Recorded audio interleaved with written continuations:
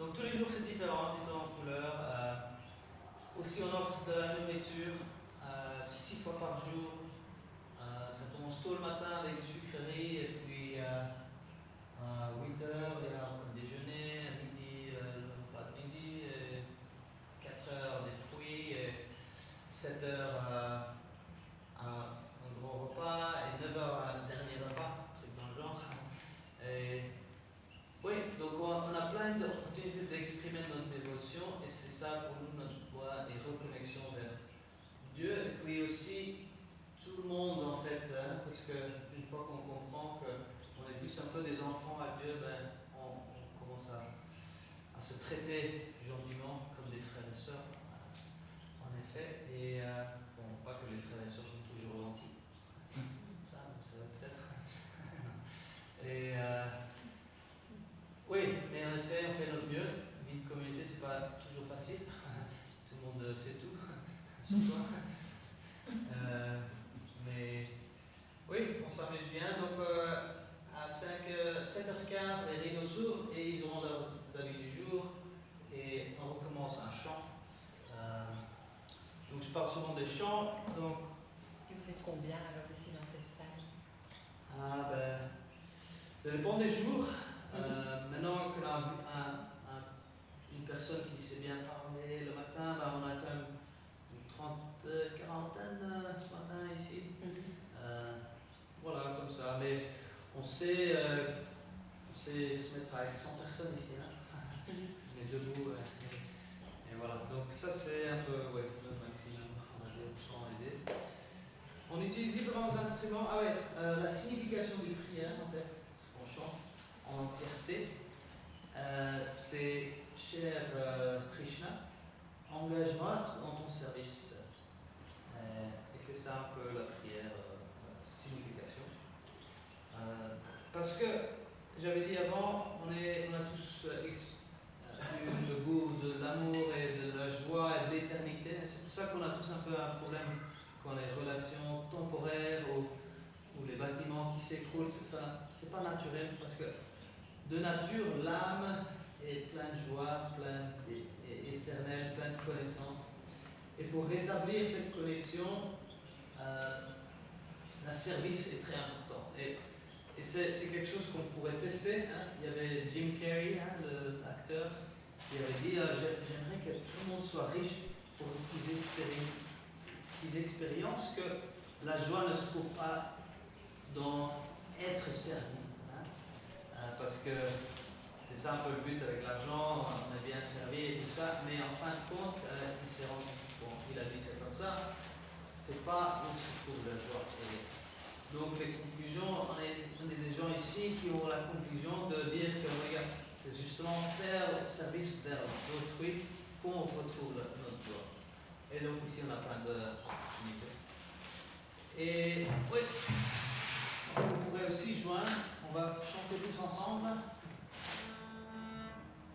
On utilise différents instruments comme ça s'appelle un harmonium. Je vais chanter une fois pour donner un exemple et puis après on va tous pouvoir chanter.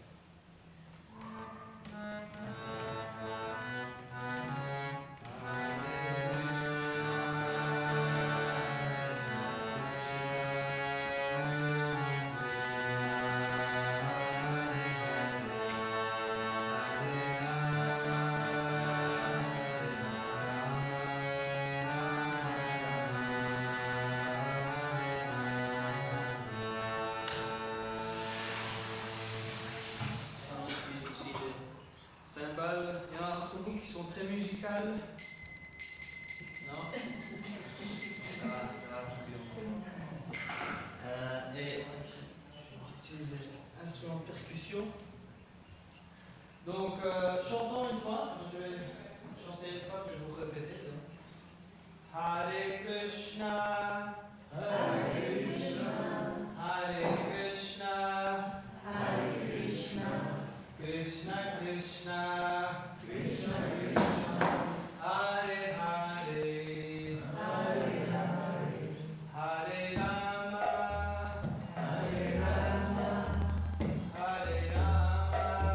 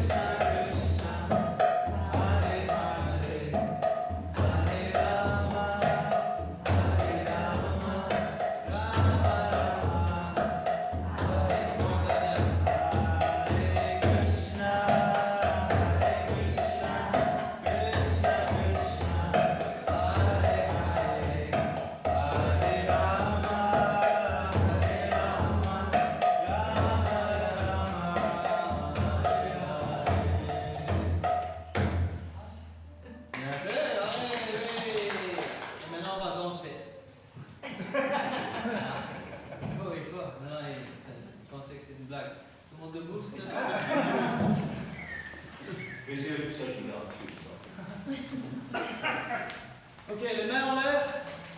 Hands up, everybody.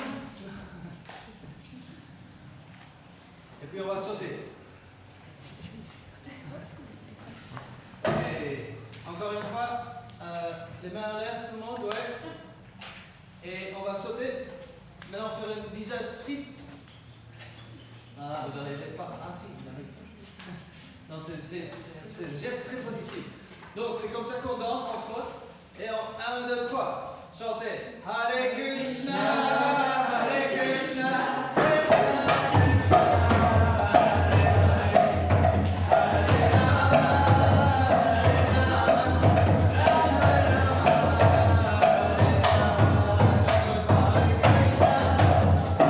Rama, Hare Krishna, Krishna Krishna,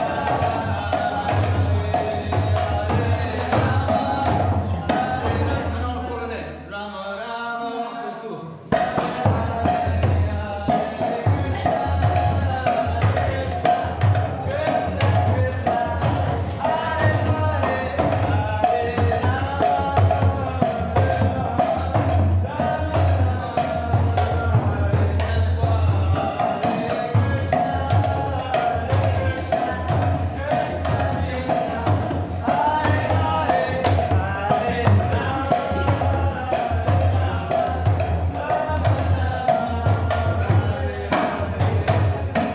Allez, ça c'est encore plus chouette.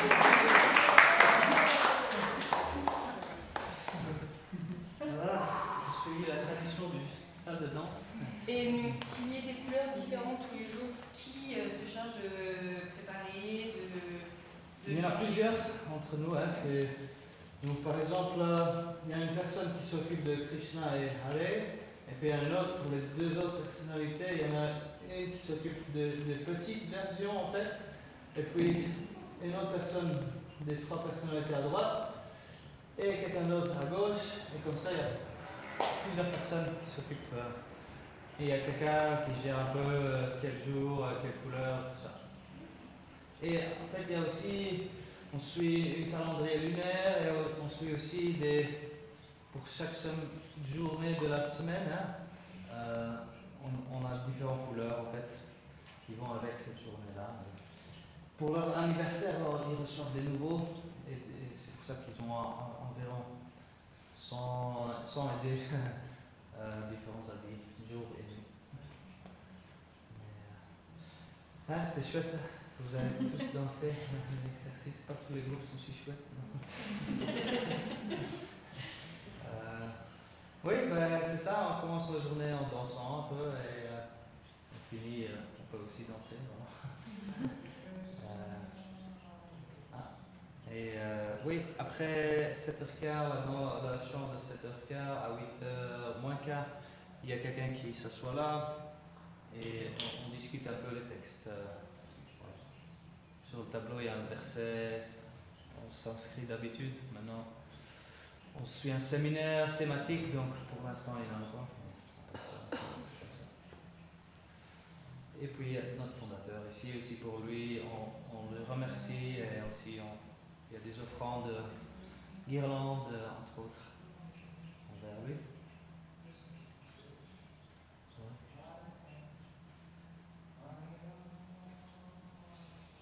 Merci. Merci.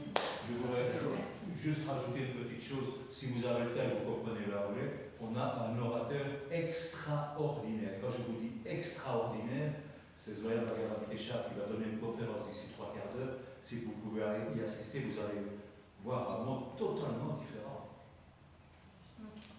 Ouais, vous pensiez, mais je ne sais pas si vous êtes toujours sûr pour me revenir. C'est pas long. La fin grand-mère, vous allez voir dans 3 quarts d'heure, il n'y a pas grand monde ici. Dans 3 quarts d'heure, vous ne saurez pas respirer.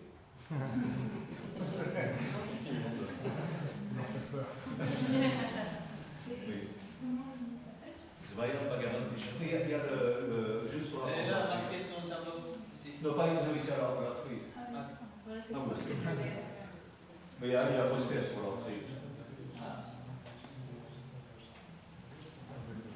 Oui, il La seule chose pour moi, c'est de faire ça. Oui. Mais prends toutes les photos que vous voulez, il n'y a aucun souci. Mais pas avec ta tête à toi.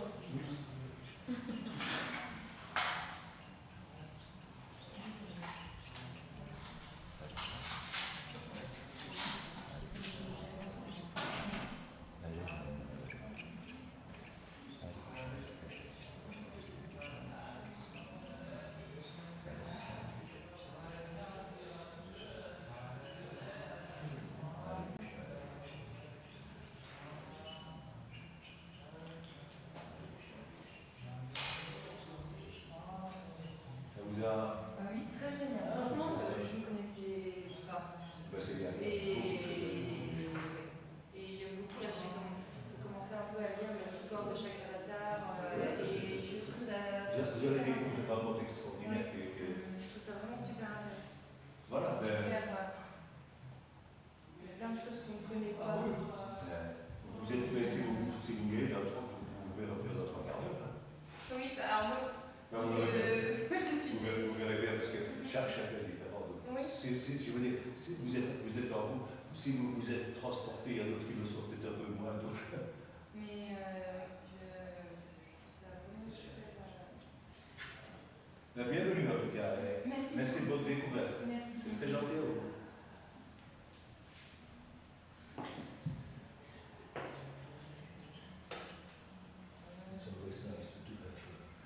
Plutôt des discours de leçons de Krishna.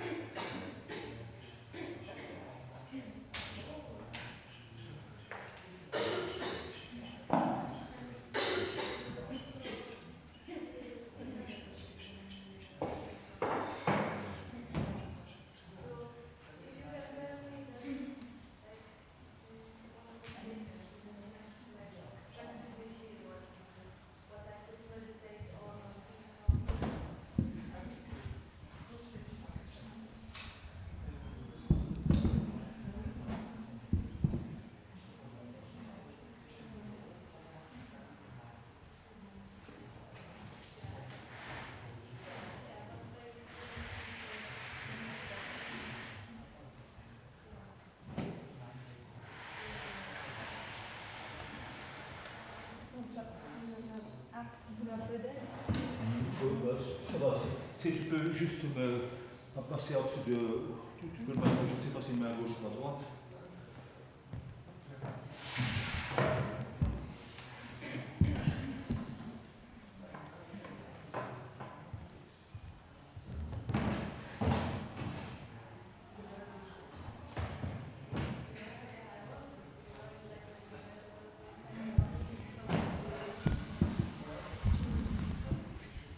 Do you know if he puts links or right? Sorry? Maharaj put the stuff on the left side or right side? This side. Okay. I think you can go.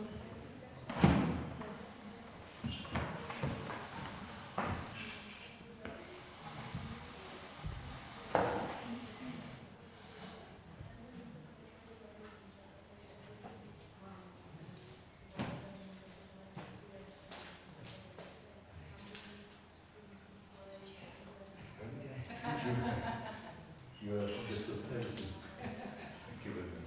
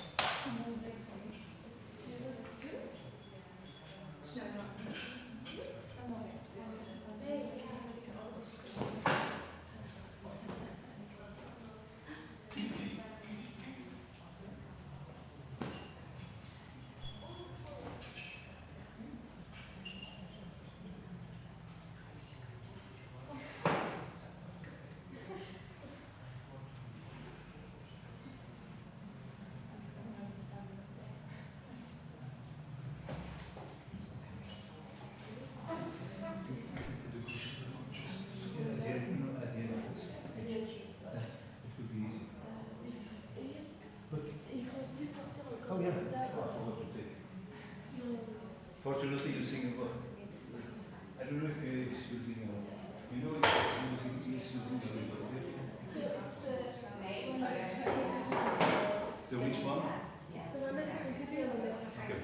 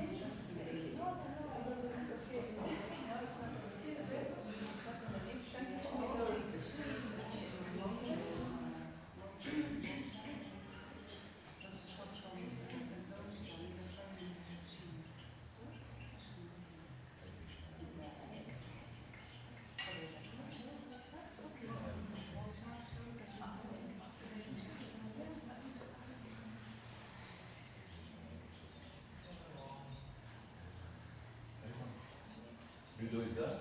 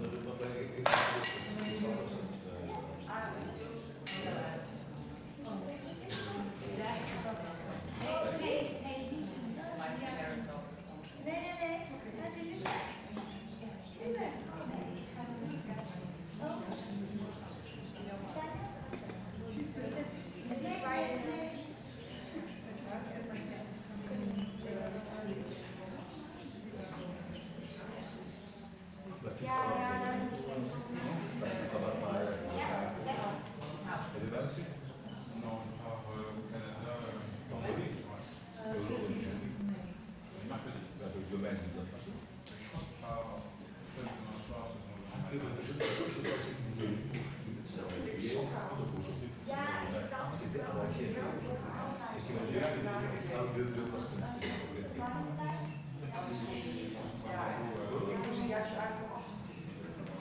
Een zus van hem. Want we hebben veel verwarring.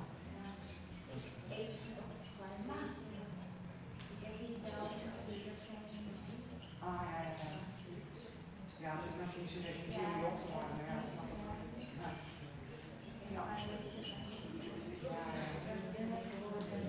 Ja. Ja, tuurlijk. Ja, ja.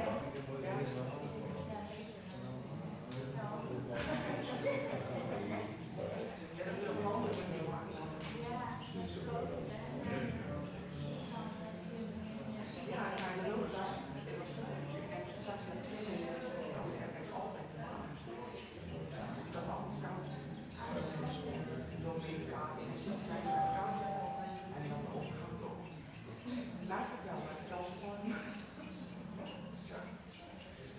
Het is altijd koud.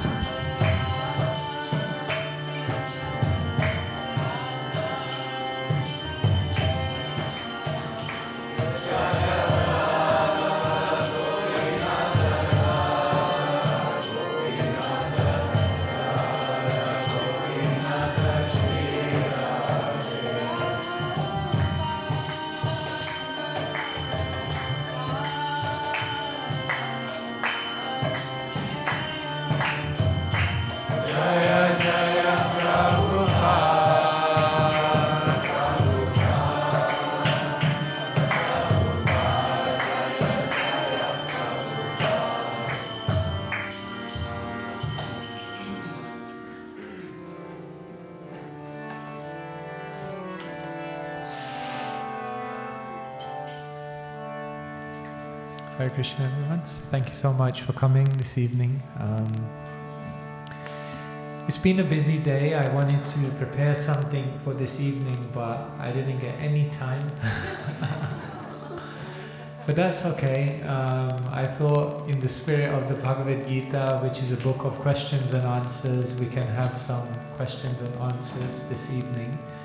So please gather your thoughts and see what may be going through your heart, your mind, any questions you'd like to ask on the Bhagavad Gita or anything we've been discussing in these days. And then we'll hopefully find some inspiration along the way.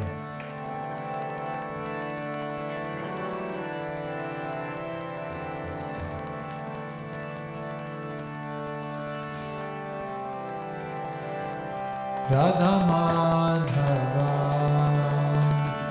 Jaya Kunja Bihari Jaya Radha Madhava Jaya Kunja Bihari Radha Madhava Jaya Kunja Bihari Radha Madhava Jaya Kunja Bihari Gopi Jana Vallabha Girivaradhari Gopi Jana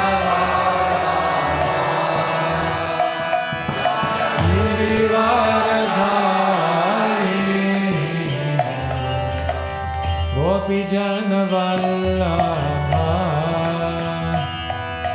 Girivaradhari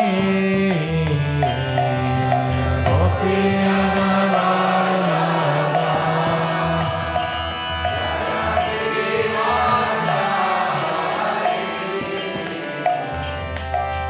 Yashodanandana Raja Janaranjana Yashodanandana Raja Janaranjana Yamuna Tiravanachari Jaya Kunja Bihari Yamuna Tiravanachari Jaya Kunja Bihari Yamuna Tiravanachari Jaya Kunja Bihari Yamuna Tiravanachari Jaya Kunja Bihari Radha Madhava Jaya Kunja Bihari Radha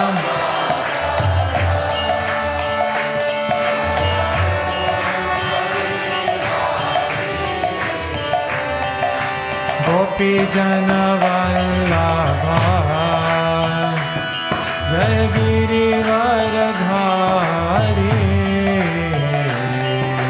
Gopi Jana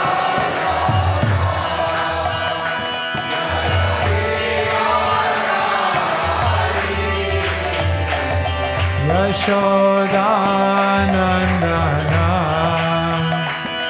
Jaya Braja Janaranjana Yashodanandana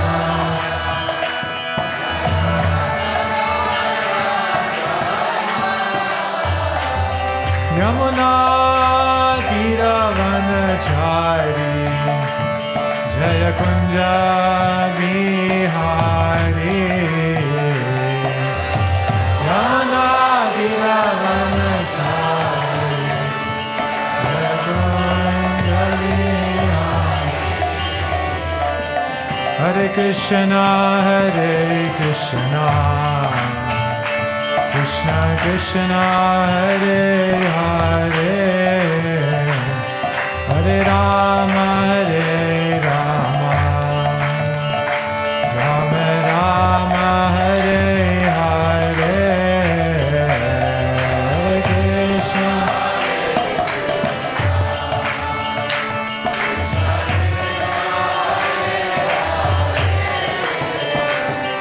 Hare Rama,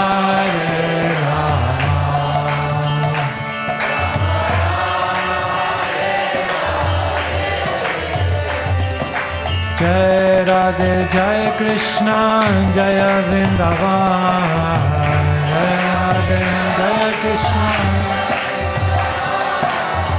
Jai Radhe, Jai Krishna, Jai Vrindavan, Jai Radhe, Jai Krishna, Shri Govinda Gopinath Madana Mohan, Shri Govinda Gopinath Madana Mohan,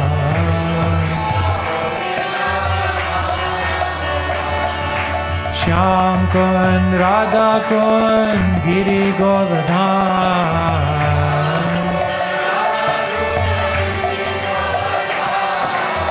Shyam Kund Radha Kund Giri Govardhan, Kund Radha Kalindi Yamuna Jaya Jaya Mahavan,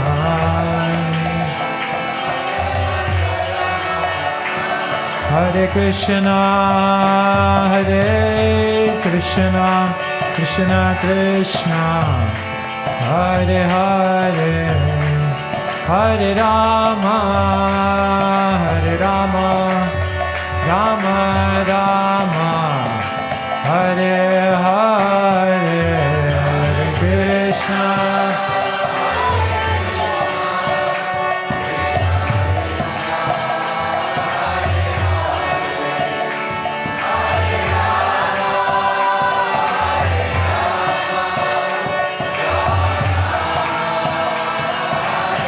Jaya Vrindavan Dham, Vrindavan Dham, Vrindavan Dham, Jaya Krishna Balaram.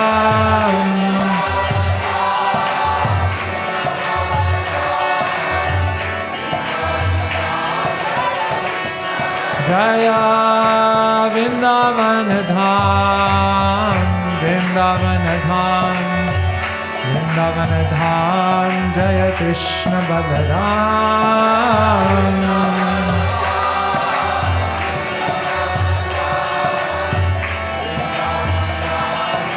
Jaya Jaya Prabhupada, Prabhupada, Prabhupada, Jaya Jaya Prabhupada.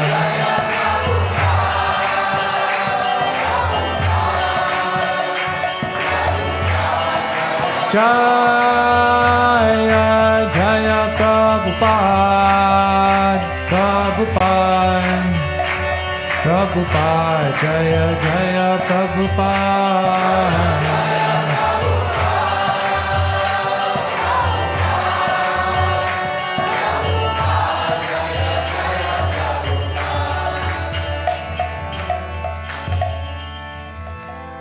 Jai Nitai Gaur Premanande Hari Hari Bol. Om Jnanatimirandhasya Jnananjana Shalakaya Chakshurmilitam Yena Tasmai Shri Gurave Namaha. Shri Chaitanya Manobhishtam Stapitam Yena Bhutale Swayam Rupa Tadamayam Dadati Swapadantikam Vandeham Shri Guru Shri Yuta Padakamalan Shri Gurun Vaishnavamscha Shri Rupam Sagrajatam Sahagana Raghunathanvitam Tam Sajivam Sadvetam Savadutam Harijana Sahitam Krishna Chaitanya Devam Shri Radha Krishna Padan Sahagana Lalita Shri Vishakhanvitamscha He Krishna Karuna Sindhu Dinabandhu Jagatpate Gopesha Gopika Kanta Radha Kanta Namostute Saptakanchana Gaurangi Radhe Vrindavaneshwari Vrishabhanu Sute Devi Pranamami Hari Priya Vancha Kalpatarubhyascha Kripa Sindhubhya eva cha Patitanam Pavanebhyo Vaishnavebhyo Namo Namaha Shri Krishna Chaitanya Prabhu Nityananda Shri Advaita Gadadhara Shri Vasari Gaur Bhakta Vrinda Hare Krishna Hare Krishna Krishna Krishna Hare Hare Hare Rama Hare Rama Rama Rama Hare Hare Shri Prabhupada Ki Jai.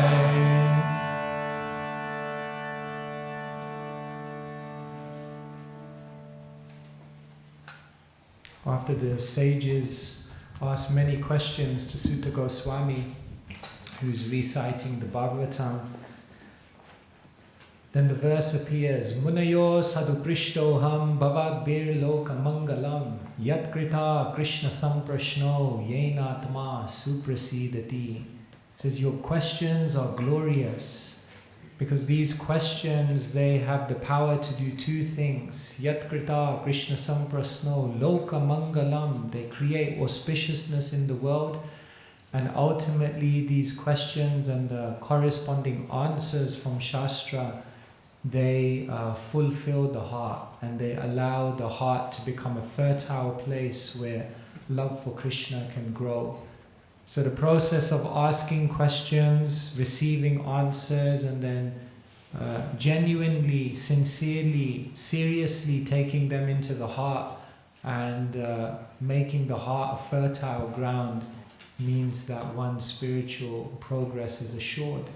And therefore all the scriptures are in the form of questions and answers often. And the Bhagavad Gita is no different. It's said in the Bhagavad Gita, Arjuna asked Krishna 17 questions. Practically every 40 or 50 verses. For every 40 verses that Krishna speaks, Arjuna asks a question. Many, many questions. And you can say that there are three broad categories of questions that Arjuna asks Krishna. One type of question he asks Krishna is, he says, your point is not understandable to me. I don't understand what you're saying. So for example, Krishna will tell Arjuna, or Arjuna will tell Krishna, on one hand you're telling me to be in the world and perform my duty and fight on the battlefield and engage in the karma of this world, and at the same time you're telling me to be aloof, to be free from sinful reaction, to transcend the modes of nature. How do these two things go together? I don't understand. Another type of question that Krishna will ask, Arjuna will ask Krishna is, it's understandable to me what you're saying, but it's not believable to me. So say for example at the beginning of the 4th chapter, Krishna will say, Imam Vivashvate Yogam, I instructed this science to the sun god, Vivashvan. And Arjun saying, I perfectly understand what you're saying, but it makes no sense to me because like you're in front of me, and like Vivashwan was from millions of years ago. So he's a little bit older than you. How in the world was it that you spoke the Bhagavad Gita to him? And then Krishna says the famous verse, both me and you have had many, many lives before, but I remember all of them, but you don't. So some of the questions of Arjun are, I understand what you're saying, but it's not believable. And some of the questions of Arjun are, I understand what you're saying, Krishna, it's believable to me, but I don't see how it's practically possible. And therefore, when in the 6th chapter, for example, when Krishna is telling Arjun the absolute necessity of controlling the mind, then Arjun will say, Chanchalam himana Krishna pramati balavadridam dashyaham nigraham manye vayuriva sudushkaram. I understand and I believe you, but Vayuriva Sudushkaram, I don't think so it's practical. It seems that to control the mind is more difficult than to control the wind. And then what does Krishna say? Asamsayam mahabaho mano durni graham chalam. Asamsayam, undoubtedly you must control the mind. And it is practical, it is achievable. Abhyasena tu konteya vairagyena chagriyate, by practice and by detachment. So like this, Arjun asks varieties of questions. Some about understanding, some about logic, some about practice. And in this way, if you really want someone to do something, then you have to be able to give them the why they should do it. You have to inspire them. 2, you have to give them the practicality of how to do it. And then number 3, you have to give them the encouragement that they can do it. So if you want anyone to do anything and they're not doing it, it's probably because one of these things or more of these things are missing. But when you answer all of these questions, then definitely someone will be able to take it up. So in any spiritual discussion, when we're asking questions, is to fill in the gaps. Because we look at our life and we see there's a gap between where I am and or where I would like to be and what I'm practicing. And the gap exists because either the why is not strong enough, or either the how is not clear enough, or the confidence, the encouragement within one's heart is lacking. The sense that I can do this is something I will be able to achieve, that's lacking. And so when we ask a question, it's an opportunity to fill that gap. And by filling that gap, we can move forward in the journey like that. So on that note, would anyone like to ask and begin with any questions? I gave you a little bit of time there. Yes, Abhimanyu Prabhu.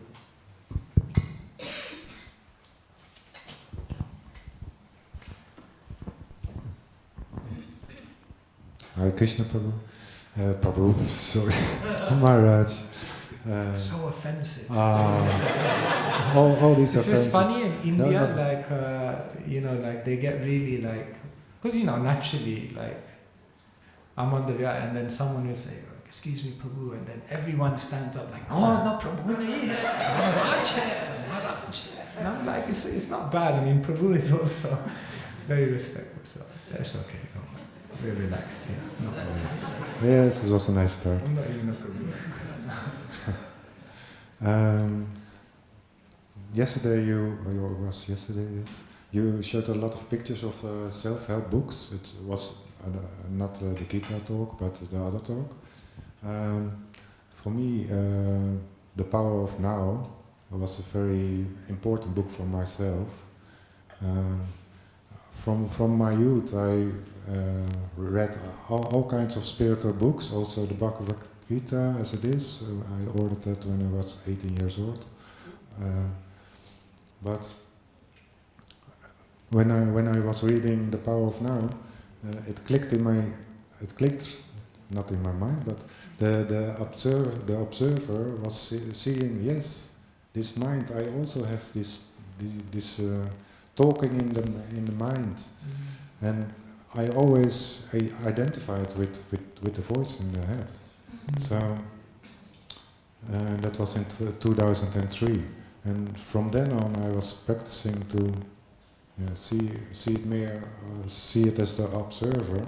That helped me a lot to not identify with all these troubling thoughts. So are self-help books bad? what? Are self-help books bad? For me it was very good. For me it was very good. But also in the 6th chapter of the Bhagavad Gita, also a lot of things about the mind. Yeah. So maybe you can elaborate. Yeah, I think someone also mentioned to me yesterday that I use self-help books, and is that a bad thing? And what I appreciate when I see all of these books is they've been able to break things down for people in a very digestible way. For example, we may tell people to come to Mangalarti, but then someone in the world writes a book called the 5 a.m. Club. And what they basically do is they give all the scientific study of why the morning is so important, how you should adjust your lifestyle, what you should do when you get up, and what you may want to do when you get, and empower people to actually inculcate that habit. And I thought maybe that's really nice, that we often tell people the why in Krishna consciousness, but maybe we don't unpack the how and the what digestibly enough for people to actually do things. So I think we can learn something from everyone. We can always take something from everywhere. What to speak, I mean, for example, Rupa Goswami writes the Bhakti Rasamrita Sindhu, and to explain certain concepts of how Krishna exchanges love and sentiments of rasa with his most confidential associates, Rupa Goswami basically takes Natya Shastra, which is basically like dramatology from the material world. It's just like, it's the theory of aesthetics, of how, when you're doing a drama, how to invoke emotions within the crowd. And he uses that framework and then uses it in a transcendental way. And so I think definitely we can learn something from everywhere. And yes, the power of now is so important. And Krishna talks about the power of now in the Bhagavad Gita, because Krishna says, Brahma Bhuta Prasannatma na sochati na kankshati samasarveshu bhuteshu madbhaktim labhate param. Krishna says, when one is transcendentally situated, na sochati, they have no lamentation about the past, na kankshati, they have no hankering for the future. They're completely samasarveshu bhuteshu, they're in the moment, they're conscious, they're aware. That's the real power of now. So it's all there, and but the reason we take to the Bhagavad Gita is because, number one, the Bhagavad Gita and spirituality gives us the deepest existential transformation, which allows us to experience those things. And then they also give the biggest vision of these things. For example, more important for us than the power of now is the power of the eternal present. Right? It's nice to be the power of now, to be present in your life and to be in the moment. But what about if we could be in the eternal present at every moment? And what does being in the eternal present mean? Being in Krishna consciousness. And so, yes, it's good if you can control your mind to be very present in the activity that you're doing, but it's an even higher level of vision if you're able to be situated in a reality that has no past and present, but which is just eternally existing. That's Krishna consciousness. So there you go. So you can write a book, The Power of the Eternal Present. Maybe it will become a bestseller. I often thought of writing a book which takes all the self-help books and then just upgrades the vision. So like Power of Now to the Power of Eternal Present. The Secret to the secret behind the secret. Like this. To upgrade the vision through Krishna consciousness. So, yeah.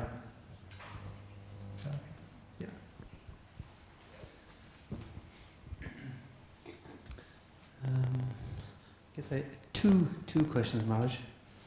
A softer one and a little more harder one. Okay, we can always rely on you.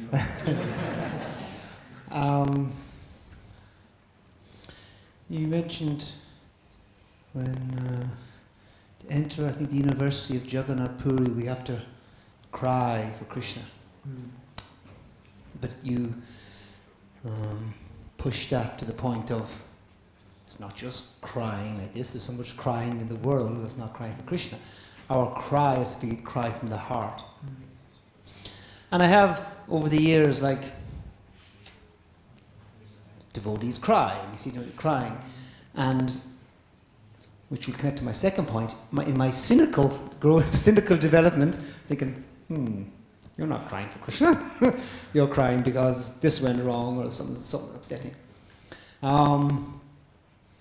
But even sometimes in actually directly spiritual contexts, devotees would cry, and I thought it's very beautiful. But then later I kind of thought, no, it's not necessarily crying for Krishna. It's an emotional moment. But is it for Krishna? And so you said then, what it should be to cry from the heart. Would you like to give what that might manifest as? Like, is it necessarily still an emotional state, crying from the heart? Or would you give it a more pragmatic demonstration of how, a pragmatic example of a devotee who's actually crying for Krishna, but will manifest like this, this, and this, and this, as opposed to just, I don't feel much emotions, but yet, can I cry for Krishna in a pragmatic way? Yeah, very nice. It would be nice to hear your reflection on that. But someone once said, what is the difference between running away from something and walking away from something? And they said, when you're running away from something, your consciousness is all in the thing you're running away from, you're moving away from. But when you're walking away from something, your consciousness is fixed on where you're going. That, in other words, your movement is driven by where you're going. The next amazing thing that you're leaving this situation to enter into. But when you're running away, it's just like wherever I can go, but just not here. And that's the difference between running away and walking away. And I think that's also the difference between the cries of the samsarika or even the cries of the sadhaka and the cries of the siddha. Because the cry of the siddha is a cry to be with Krishna, a cry of desperation to experience, to enter into Krishna's world, to enter into Krishna's pastimes, to enter into Krishna's life, to want to be a part of Krishna's life again. And I think that when that inspiration is what pervades the heart, it's almost like George Harrison sings, I really want to see you, I really want to see you. You know, that kind of sense of real longing. Because one's heart and mind has become so captured by the beauty and a real earnestness and lobha and greed arises to want to know about that place and to want to experience and serve in that place.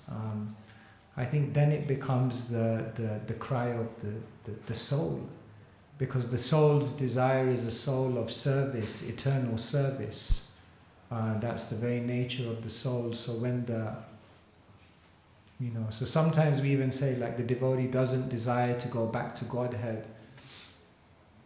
And that's true, but then we'll find that the Vaishnavacharyas sing all these songs in which they have this like longing to go back to the spiritual world and serve in a specific role, because it's become so much a fascination in their mind and heart. And so I think that's probably where the demarcation lies between the emotional cries of someone who's been hit by the school of hard knocks and is approaching Krishna, and someone who has taken that but now become enchanted by the beauty of what they hear in Hare Katha and Krishna's world and now wants to be there. reflection on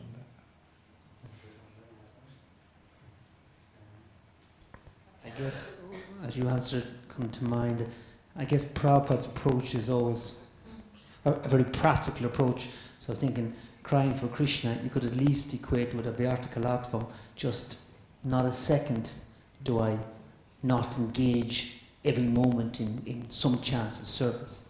That's a crying Yeah, for that's Krishna. the practical. Okay, so when you say pragmatic, you're saying like a practical demonstration of what it means to cry for Krishna. Yeah, that desperationlessness, that earnestness, that, and also that fearlessness, that willingness to make a sacrifice, that willingness to do whatever it takes.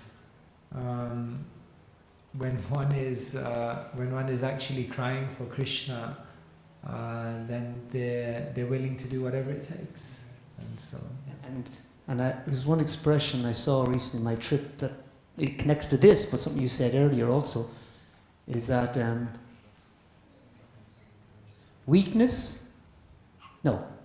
pain. Pain is weakness leaving the body. So, and it's a gym expression about, but I thought for devotees, our body's so full, especially our spirit was full of weaknesses, the weakness of the heart, and usually they're not going to go without some pain. And so that willingness to do whatever is required. Yeah. Painful or not, I don't care, because I want Krishna. And so that cry for Krishna will mean, okay, here's something I don't like, this is not nice, but I'm still going to, whatever it is, embrace it or do it or want it. Yeah, thank you. But my other question, Maharaj, was a little more, maybe not conscious, but an embarrassing question. When you did that Niti Shastri verse, I've already spoke to a few devotees on this, and that long list of 10 things that you shouldn't do, all 10, I'm going, yeah. And therefore, I'm obviously going to be a bit defensive now, because I do all those things. And obviously, it's so much nicer just to be encouraging. But my makeup resists that.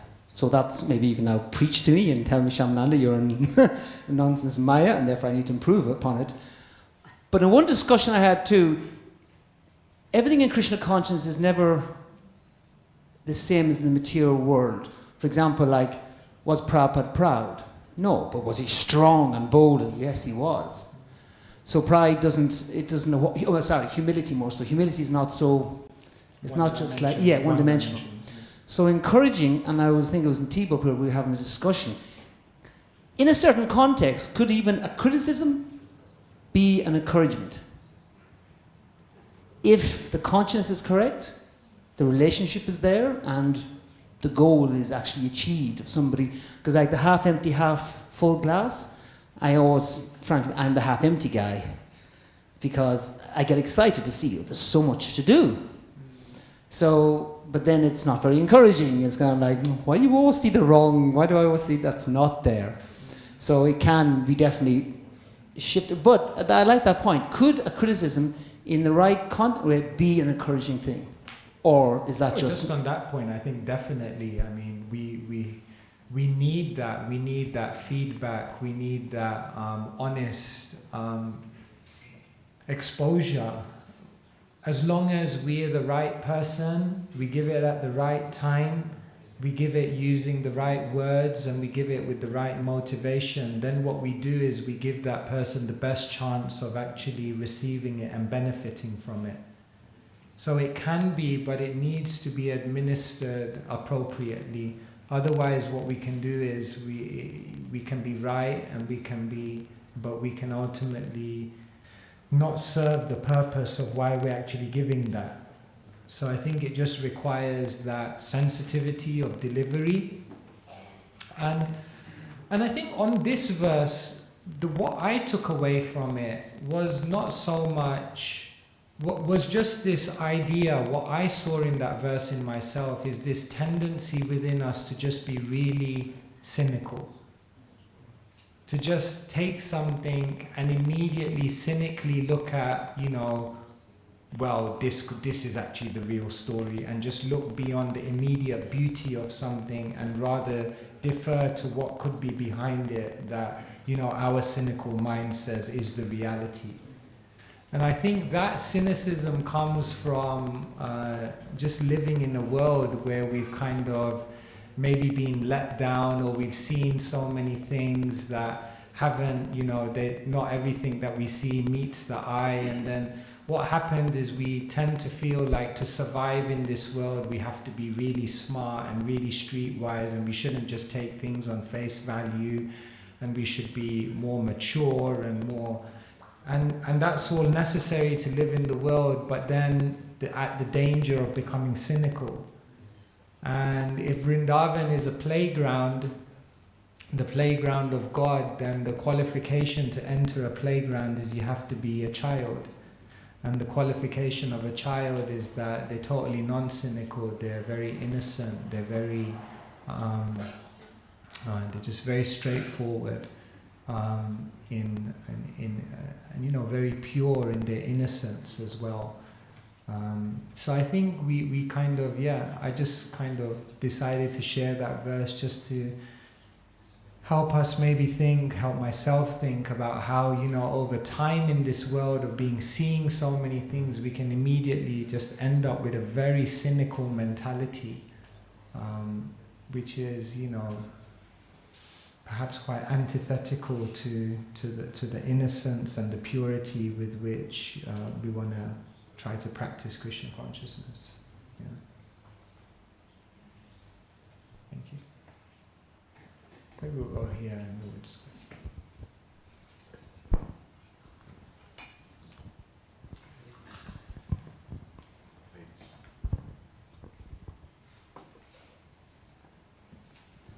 Thank you, Maharaj. So I had a longer question with a lot of context. Because this morning I was giving a tour, and the people were very much interested in like the soul and karma and everything, and they were very enthusiastic and very challenging as well. But there was this one lady, and she said, I'm suffering so much in my life, what's the point of God? And before that we had already this discussion about karma and everything. So I told her that what we see right now is just like one little chapter of the big picture, and there's probably, so much to understand, but we can't.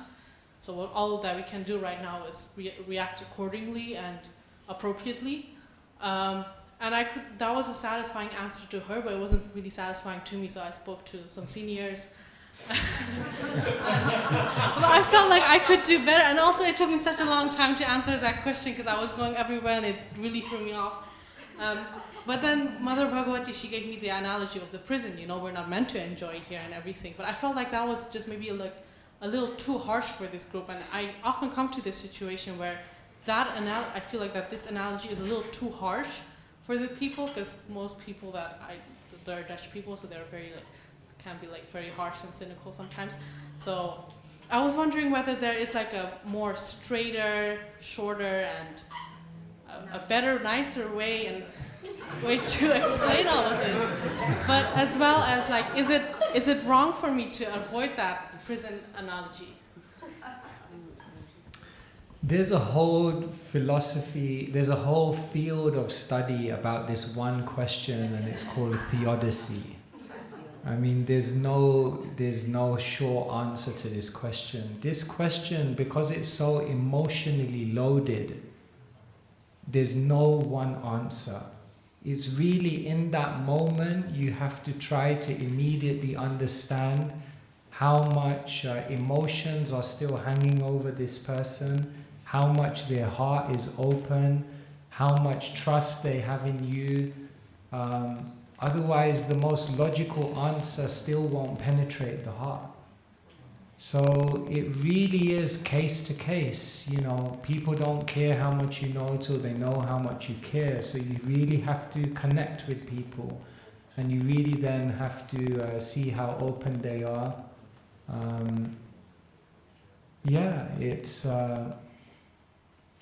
It's hard. Sometimes there's no point actually giving an answer immediately. Sometimes you just have to be with people and just share with their pain.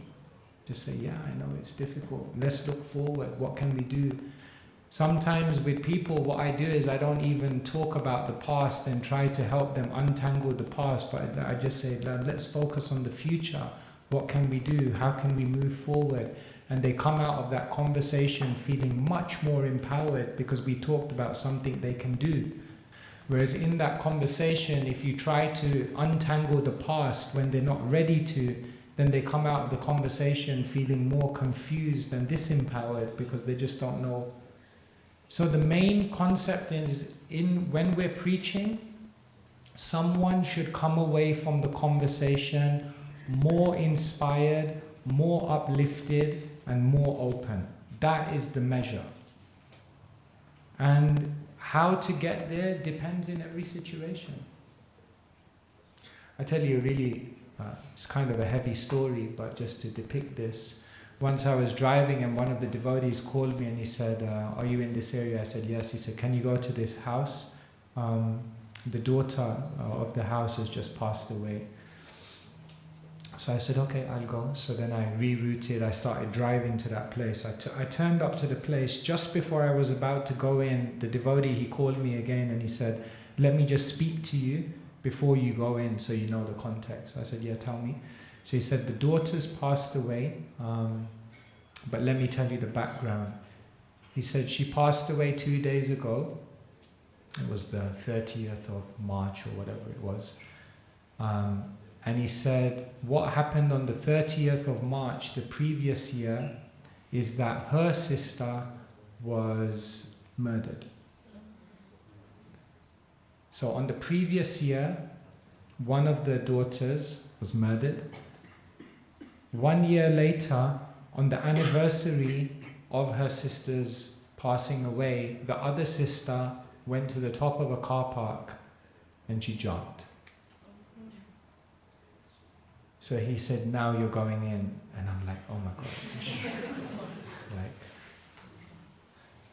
so what do you say? So my mind's just racing. Like, okay, like, what do I say? What words do I have? So I'm walking up to the door, almost like, and I kind of go to knock the door, and as I knock the door opens, like even before I knock it. And the mother is at the door. And she looks at me with tears in her eyes. And there's no hello, nothing. She just looks at me and she says, why has God done this to me? And in that moment, it's like, what do you say to someone? Sometimes I even think of our philosophy, and I'm just like, I don't have the heart to say this at this. It's just not relevant. And so in that moment, for 1 hour, we just sat with her and we just heard her and let her just vent all of her emotions and share what was going on in her heart. And sometimes that's just what you have to do with people. So it's not like, we have to just leave people from a conversation feeling more empowered and inspired, that there's something here that can help me to move forward in my life. And sometimes it's philosophy, and sometimes it's empathy, and sometimes it's just talking more about the future. Is that okay? Yes. Hare Krishna. My question would be very simple. I'm troubled now by artificial intelligence. Could you speak some words about the screens and Krishna consciousness, please? Screens? Yeah. Yeah, or just technology in general? Technology, screens, everything.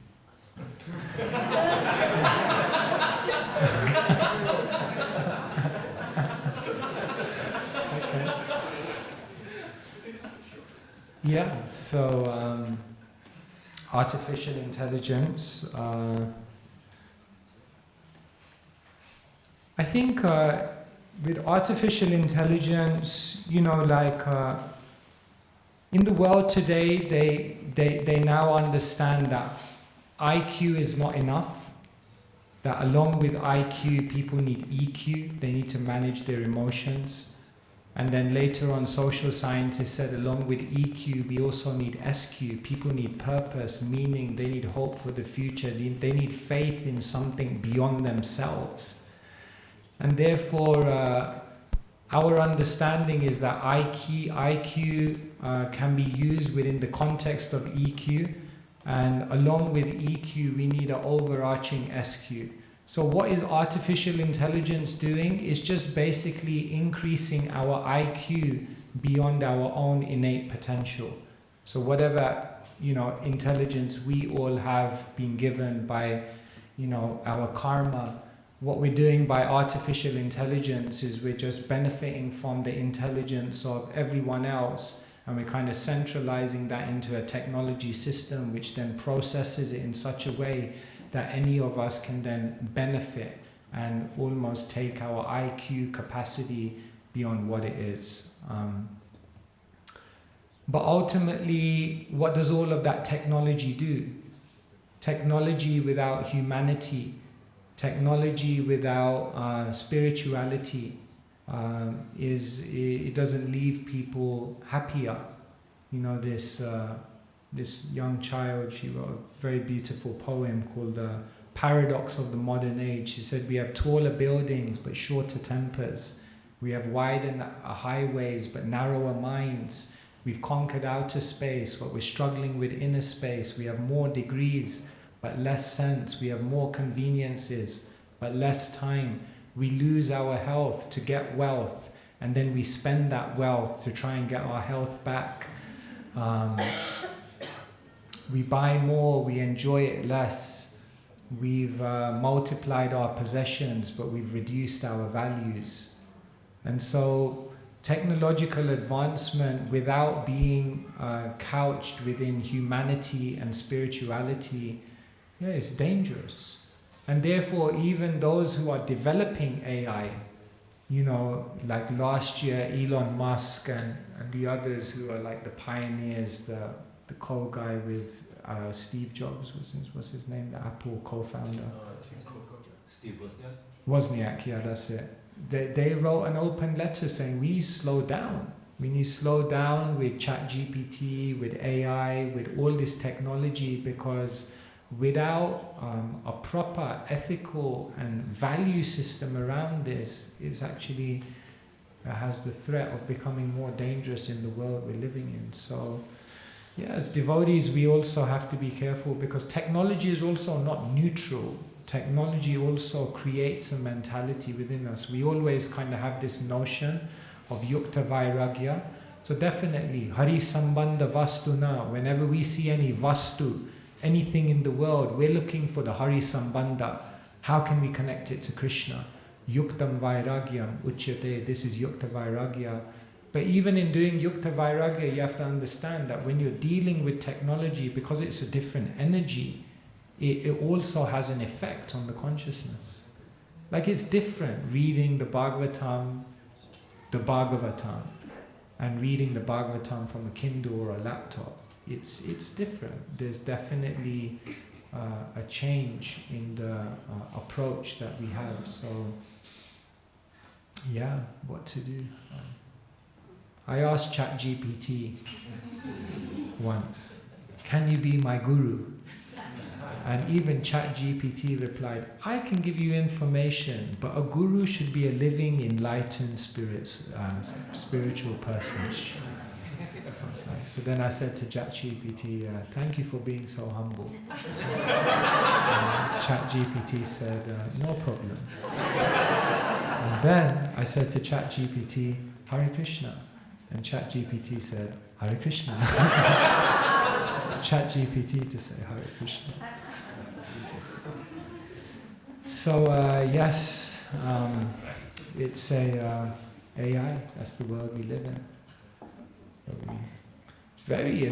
I was just in Delhi, so I met with one AI person. So he was like really enthusiastic. He said, I can make you like 500,000 followers on Instagram. And he said, all I need you to do is make some reels in Hindi. Speak in Hindi. I said, but I don't speak Hindi. He said, don't worry, just give me 5 of your lectures, and then I'll create your voice, and then you'll be speaking Hindi. So within 2 days, he kind of messaged me back, and I was giving lectures in Hindi. It's amazing.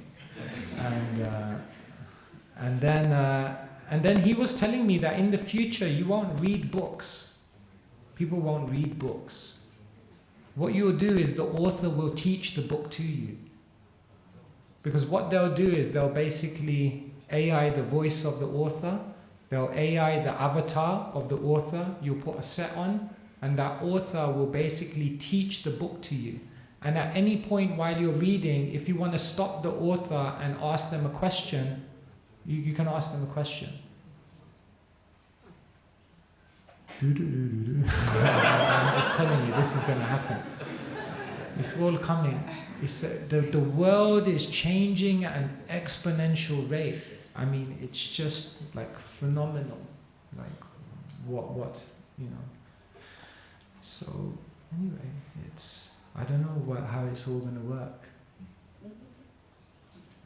Hopefully we won't be around to see. I had this question I asked this question to my wife recently. I asked this question also to my wife recently, because we see she is a teacher, and a lot of students use ChatGPT for making any kind of summarizes like that. But isn't that using the program like ChatGPT, AI, we become dull-headed actually. Yeah, definitely. So we don't use our brains actually to do the work.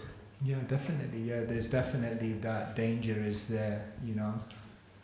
I mean, educationalists have said it can go 2 ways. It can go either that way, or the exposure to all this information and the need for people to still be useful.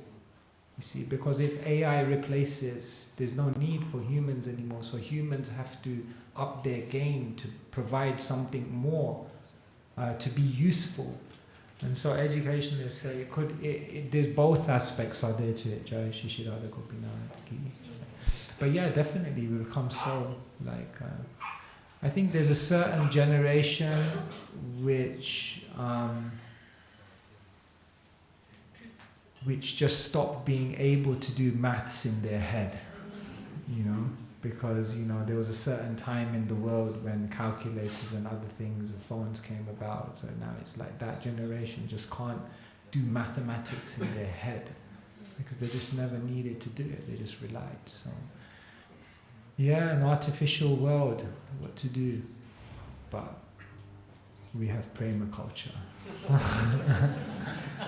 we go back to our roots. Yes, thank you. And that's very balancing. Thank you.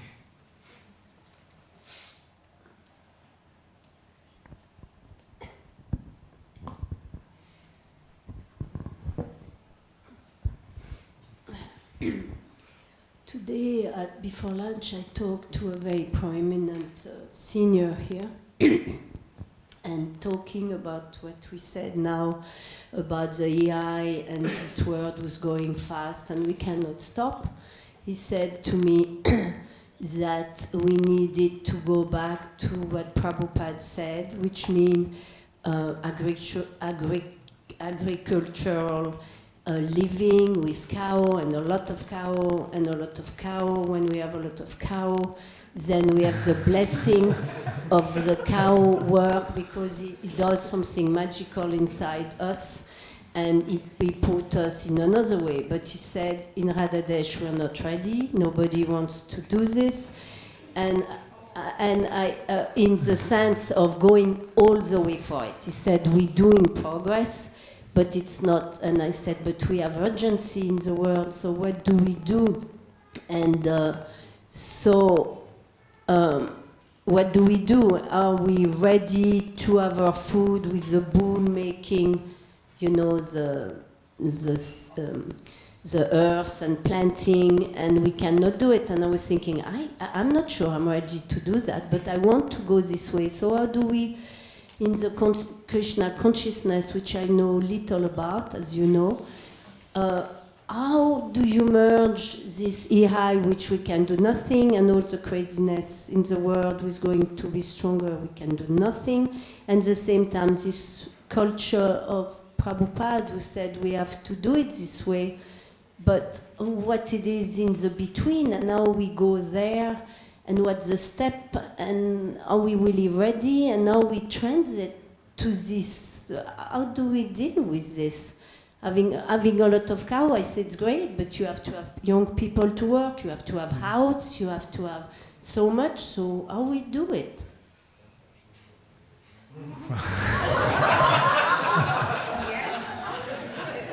So this was going to be an easy evening. I'm sorry much. I just need your help to see, understand all of this. It's so foreign. We were just with Tibor in the garden today, and we were talking about that, and you know what's happening there. We were speaking to Robert yesterday, who's in the Goshala. And I think that we have the beginnings of this. What we were talking about today is it would be so wonderful if, you know, the whole community, all of us who come, could just spend some time in the week, just being with the earth, being in that environment. I think when we all just become inspired about being in nature, connecting with that energy, just feeling how beautiful that is, Prabhupada often told us, isn't it? Simple living, high thinking. So just living in that harmony, I think that's like, you know, forgive the pun, but planting the seed, you know, within everyone. You know, the real thing is that because of our urban lives, because of our urban upbringing, you know, we're just so disconnected from that world. And therefore, even though we know it's such an important thing, just the thought, you know, of someone who's been like a city slicker their whole life, even if they become a devotee, even the thought of just living on a farm is like living on a farm, like that's what you do all day, you know. It's because we've become so disconnected from that. So I think the beginnings are like we have these beautiful projects, these initiatives, you know, there's a great vision of how to actually expand it in a sustainable, systematic way. But I think the real thing is for all of us to just experience the joy of being in nature, the joy of living that simple life, the joy of connecting with the cows, the joy of planting something and seeing it, you know, manifest and offering that to Krishna. And as we can become more inspired by that natural life, like Srila Prabhupada, he wanted devotees to come to India, to come to Vrindavan, to kind of see that simple village life, to connect with that, because that's so much intertwined with the natural consciousness of spirituality. It's the favorable environment for that spiritual consciousness to grow. So I think again it's relearning that, reawakening that. It's all amnesia. We've forgotten it because we've been so exposed to another type of environment. So yeah, it's that's why projects like this here are so important. And yeah, but I don't know. Maybe someone who's in this area would like to say more about this. Why don't you share some ideas with us? And Robert's here, he's working with the cows. This is your chance. Hare Krishna Maharaj. Well, yeah, you said it. We just had a nice talk in the garden, and we were just. I was just asking Maharaj. Now we have already 1, 2, 3 projects ongoing in the garden, and what can be your recommendation? What can I do now? And then Maharaj was suggesting me also to open a bit more the project to the community, to everybody, and to try to organize like sometimes a day in the garden, and or like some activities to connect more the people in the garden. I'm talking about the garden, but it's the same with the Goshala, I guess, because we we also recently tried to create this self-sufficient team in Radhadesh by just merging the garden and the Goshala department together. So maybe, yeah, it would be nice to organize, I don't know, I mean, in the coming days and to have a routine to organize something when the devotees can come in the garden and connect a bit more with the project that we're doing and try all together to build up these self-sufficient communities. And yeah, that would be great. Yeah. Thank you. Saying something, Rob? Yeah. Hare Krishna. I think, yeah, one of the things is that it's just general lack of manpower, because one tractor has replaced the men of, many men.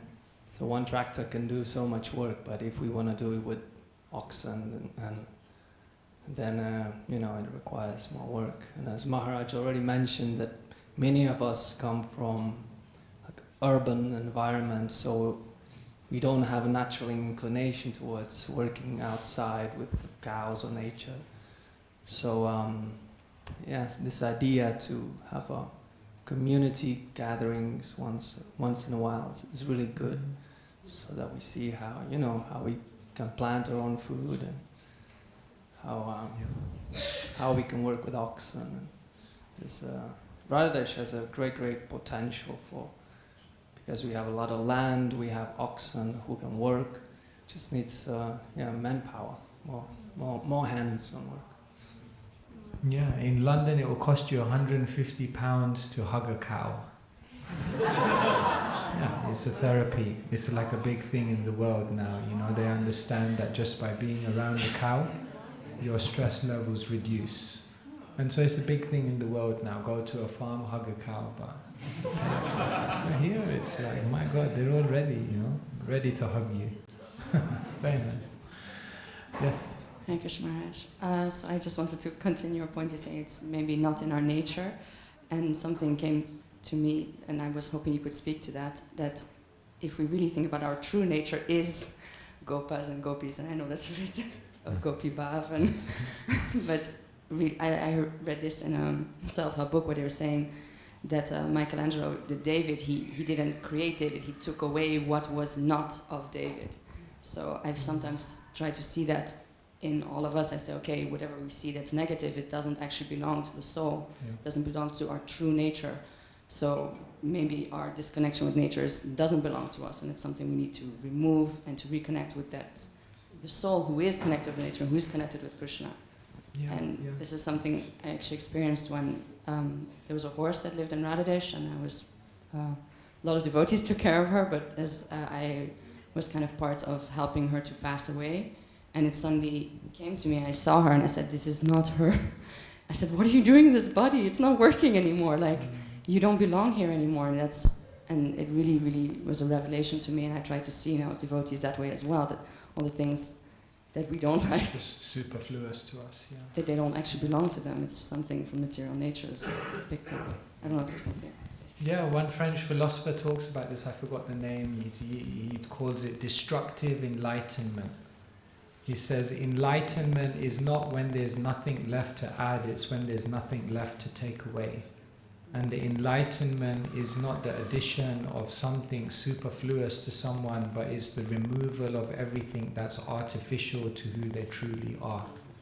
And which kind of totally resonates with us, because according to the Bhagavat philosophy, our material existence is perpetuated by two things, anarthas and upadhis.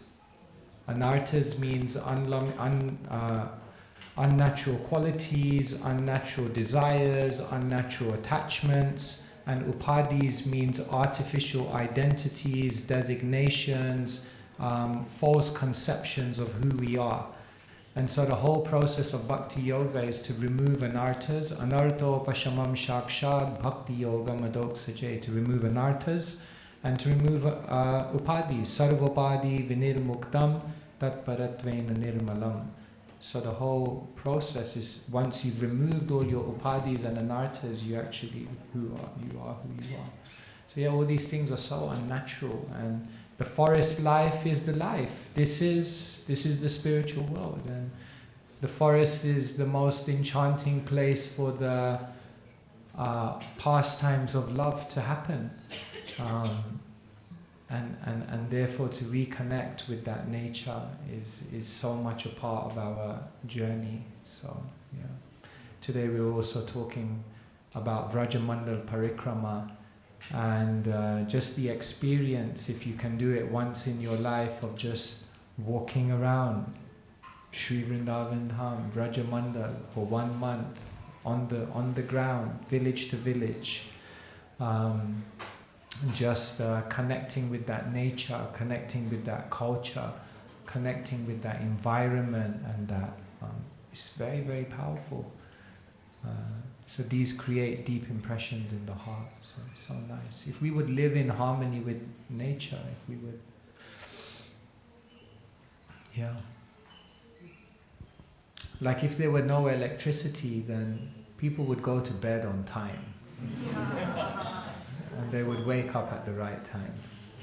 But when there's electricity, then you go to bed at the wrong time, you wake up at the wrong time, you get sick, you have to do this. It becomes all artificial. So somehow to reconnect with nature, very beautiful.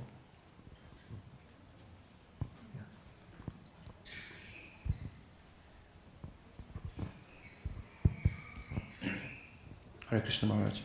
I have a question regarding your first lecture on Bhagavad Gita, in which you presented the seminal disciplic succession as well as spiritual disciplic succession. And as far as I know, you may correct me on that, the list that's on the first pages of Bhagavad Gita was compiled by Bhaktisiddhanta Saraswati Thakur. And basically, it's a shiksha line, and it basically Bhaktisiddhanta Saraswati Thakur picked out devotees who, according to him, presented the pure conception of bhakti. And there are quite significant gaps in between the positions, so to say. And as far as I know, also before the appearance of Bhaktivinoda Thakur, it is considered to be some kind of a dark age for us Gaudiya Vaishnavas. So my question to you is, how is it possible that somehow bhakti and an influence can diminish for some time, and how is it possible that it can appear again? So there's a disciplic line, and in that disciplic line the pure teachings of bhakti are being passed down, but we see that there are times when that bhakti diminishes, it diminishes in prominence, and then it reappears. So how is it possible that it can diminish? And how is it possible that it can appear? Yeah. So His Holiness Gauravinda Maharaj once made a statement. He said the earth could not spin unless there's a pure devotee living on it, which is a very beautiful poetic statement, because the whole purpose of the material creation is to escape the material world, to reconnect with the eternal world. But unless there's a pure devotee, someone who carries bhakti, the pure conception of bhakti, how is that opportunity to connect with that reality available? So we can understand that even at times when it may diminish, there's always carriers of pure bhakti. Pure devotees are always present on the earth. He was always also making this point that there are always pure devotees.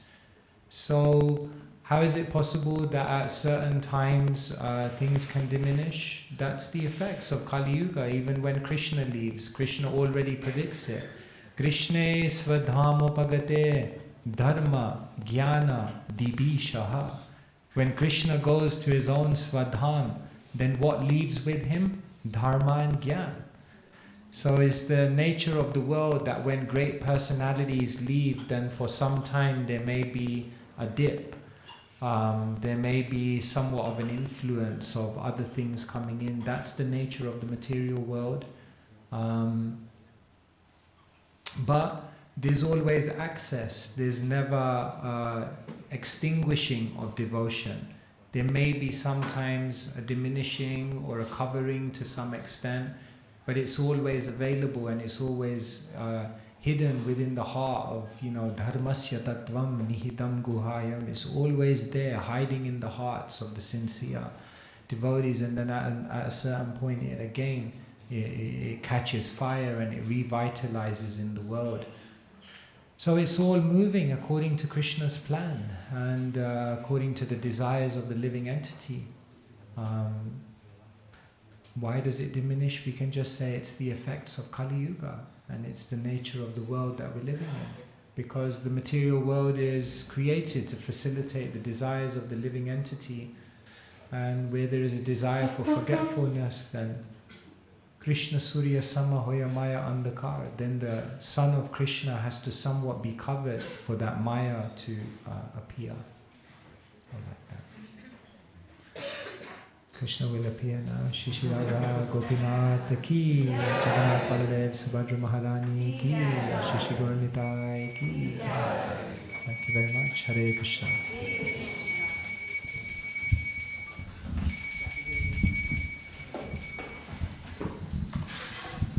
Hare Krishna. I want to make an announcement. We are with a lot of people. Today we run out prasadam very, very soon. Tomorrow morning we need some people to cut vegetables in the kitchen. So it would be very nice if some people could come to me and volunteer from 10:30 till 12, cutting some vegetables in the kitchen. Hare Bol.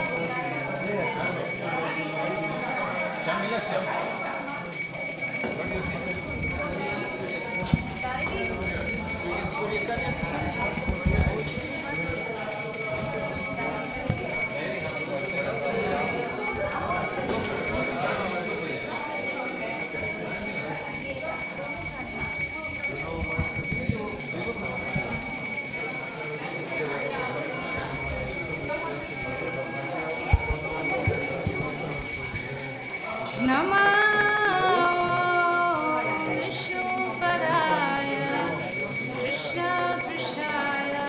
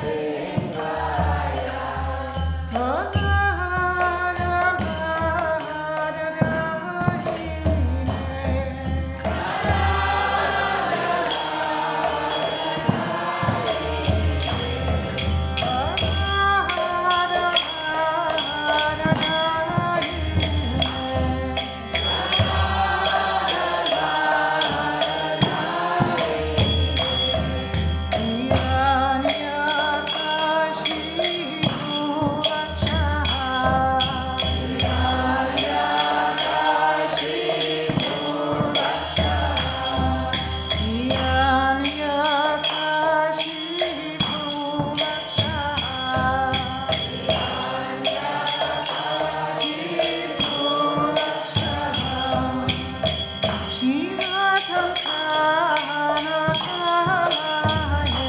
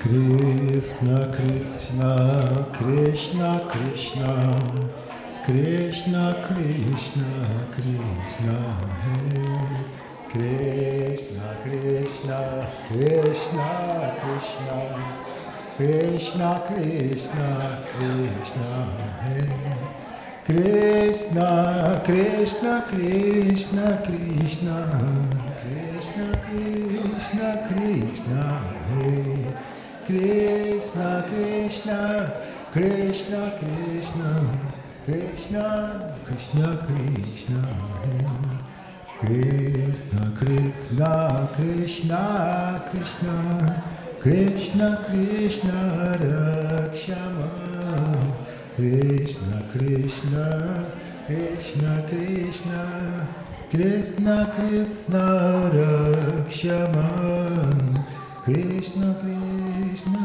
Krishna Krishna Krishna Krishna Pahimam Krishna Krishna Krishna Krishna Krishna Krishna Pahimam Rama Raghava Rama Raghava Rama Raghava Rakshama Rama Raghava Rama Raghava Rama Raghava Rakshama Krishna Keshava Krishna Keshava Krishna Keshava Pahimam Krishna Keshava Krishna Keshava Krishna Keshava Pahimam Hare Krishna Hare Krishna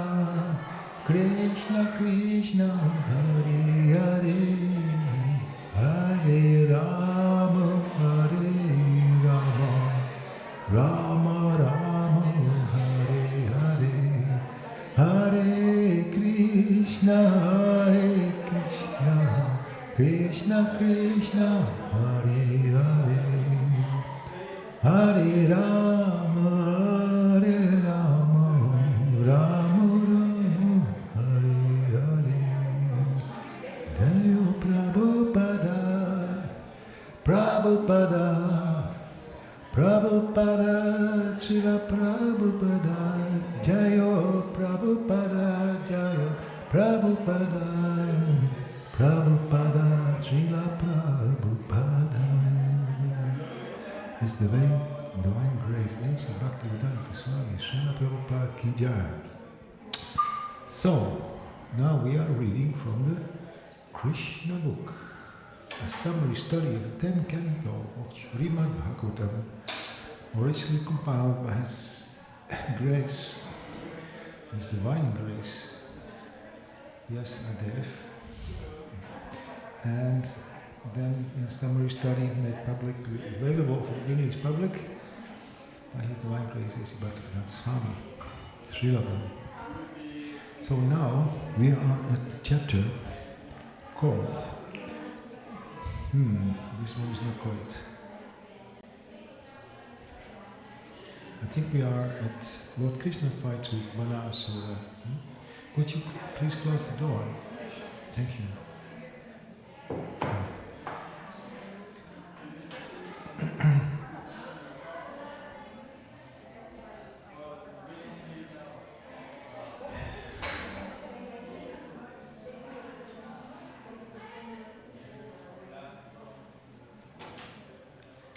Okay, so we are now, Lord Krishna fights with Banasura.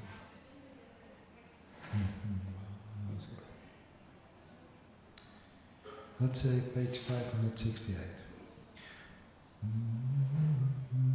Actually, 569. When Banasura saw that his soldiers and commanders had been defeated, his anger only increased. He thought it wise to stop fighting with Satyaki, Krishna's commander-in-chief, and instead directly attack Lord Krishna. Now, having the opportunity to use his 1,000 arms, he rushed towards Krishna, simultaneously working 500 bows and 2,000 arrows. Such a foolish person could never measure Krishna's strength.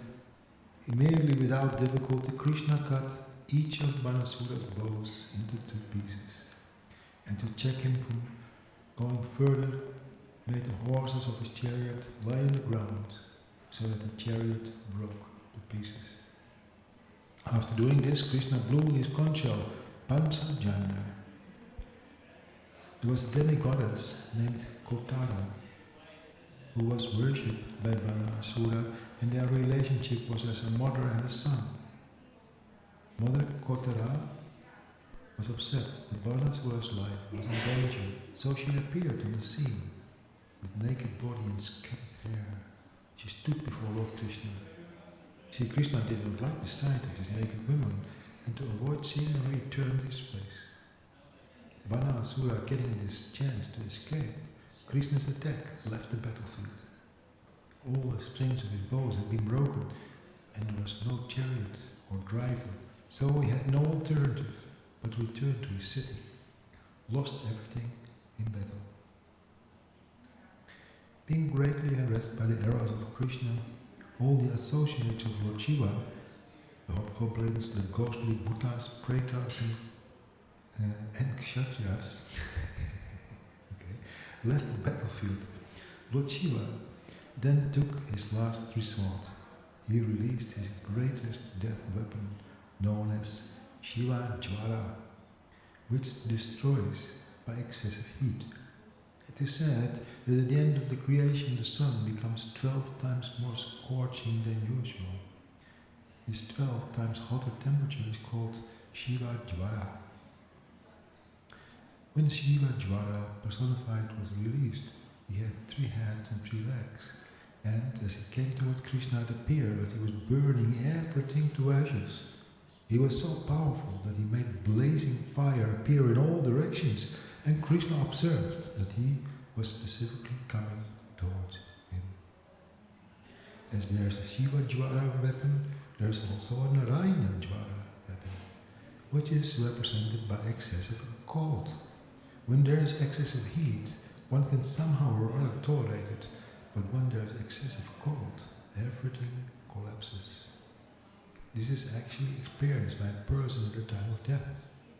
At the time of death, the temperature of the body first of all increases to 107 degrees Fahrenheit, and then the whole body collapses and immediately becomes as cold as ice. To counteract the scorching heat of the Shiva Jvara, there is no other weapon but the Narayana Jvara.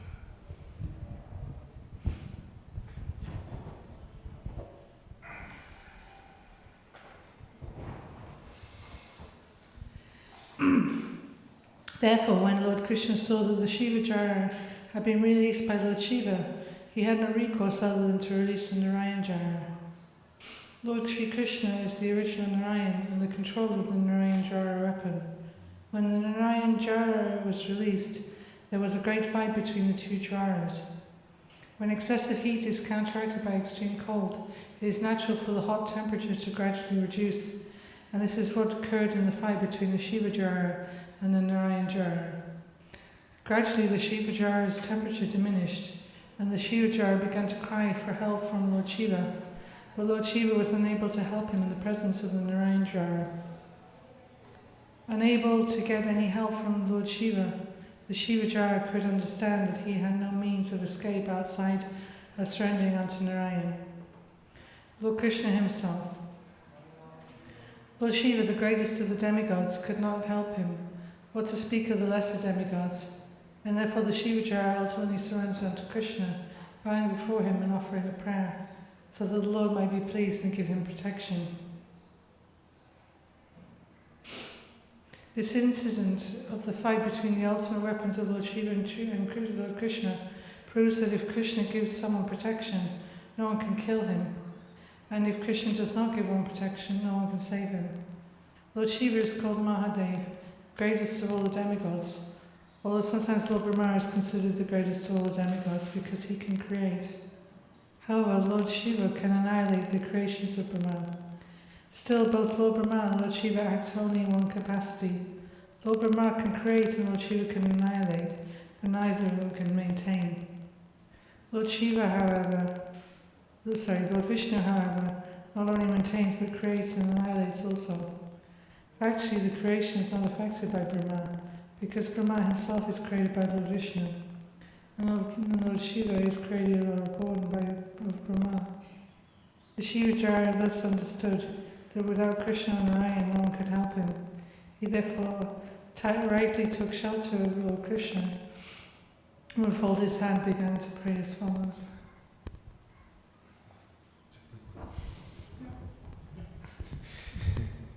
My dear Lord, I offer my respectful obeisances unto you because you have unlimited potencies.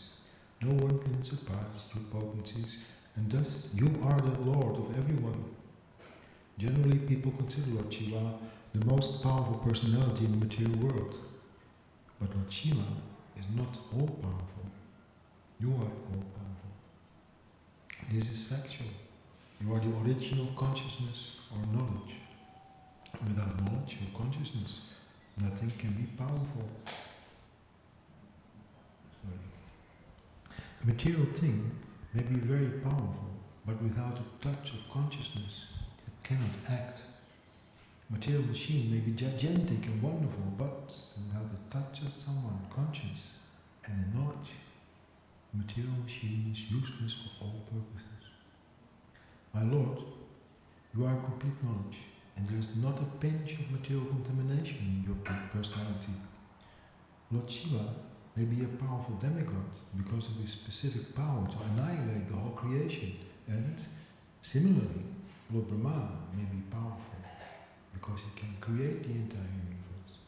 But actually, neither Brahma nor Lord Shiva is the original cause of this cosmic manifestation. You are the absolute truth, the supreme Brahman, and you are the original cause. The original cause of the cosmic manifestation is not the impersonal Brahman effulgence. That impersonal Brahman effulgence rests on your personality. As confirmed in the Bhagavad Gita, the cause of the impersonal Brahman is Lord Krishna. This Brahman effulgence is likened to the sunshine, which emanates from the sun globe, and therefore impersonal Brahman is not the ultimate cause. The ultimate cause of everything is the supreme eternal form of Krishna. All material actions and reactions take place in the impersonal Brahman, but the personal Brahman, the eternal form of Krishna, there is no action and reaction. The Shiva Dvara continued. Therefore, my Lord, your body is completely peaceful, completely blissful and devoid of material contamination. In the material body, there are actions and reactions of the three modes of material nature. The time factor is the most important element above all others, because the material manifestation is affected by the agitation of time. Thus, natural phenomena come into existence, and as soon as phenomena appear, fruitive activities are visible.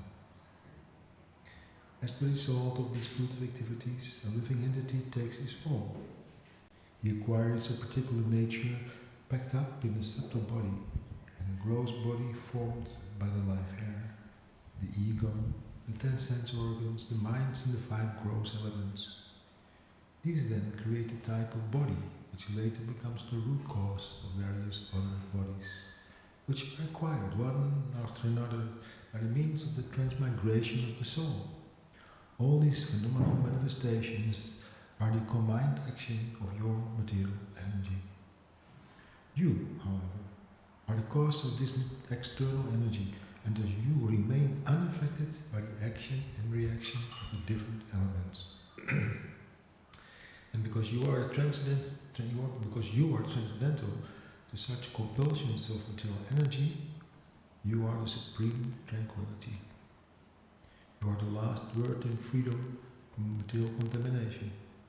I therefore take shelter at your lotus feet, giving up all other shelter.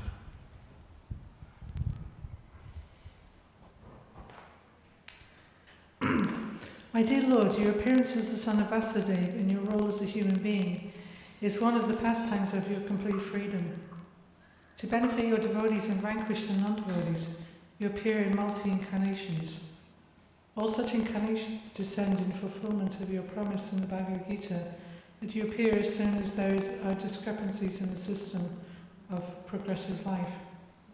When there are disturbances by irregular principles, my dear Lord, you appear by your internal potency. Your main business is to protect and maintain the demigods and spiritually inclined persons, and to maintain the standard of material law and order. Considering your mission in maintaining such law and order, your violence toward the miscreants and demons is quite befitting. This is not the first time you have incarnated. It is to be understood that you have done so many, many times before.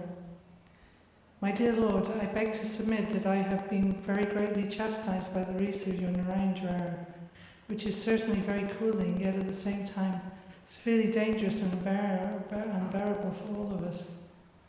My dear Lord, as long as one is forgetful of Krishna consciousness, driven by the spell of material desires and ignorance of the ultimate shelter of your lotus feet, one who has accepted this material body becomes disturbed by the three miserable conditions of material nature. Because one does not surrender unto you, he continues to suffer perpetually. After hearing the Shiva Jara, Lord Krishna replied, O three-headed one, I am pleased with your statement. Be assured that there will be no more suffering from you from the Narayan Jara. Not only are you now free from fear of the Narayan Jara, but anyone in the future who simply recollects this fight between you and the Narayan Jara will also be freed from all kinds of fear. After hearing the Supreme Personality of Godhead, the Shiva Jara offered respectful obeisances unto his lotus feet and left. In the meantime, Banasura, somehow or other, recovered from his setbacks and with rejuvenated energy returned to fight. This time Banasura appeared before Lord Krishna, who was seated on his chariot with different kinds of weapons in his 1,000 hands. Very much agitated, Banasura splashed his different weapons upon the body of Lord Krishna like torrents of rain. When Lord Krishna saw the weapons of Banasura coming at him like water coming out of a strainer, he took his sharp-edged Sudarshan disc and began to cut off the demon's 1,000 arms, one after another, just as a gardener trims the twigs of a tree with sharp cutters. When Lord Shiva saw that his devotee Banasura could not be saved even in his presence, he came to his senses and personally came before Lord Krishna and began to pacify him by offering the following prayers.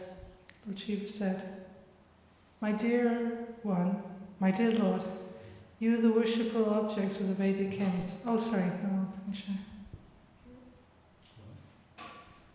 Shall I continue? Okay.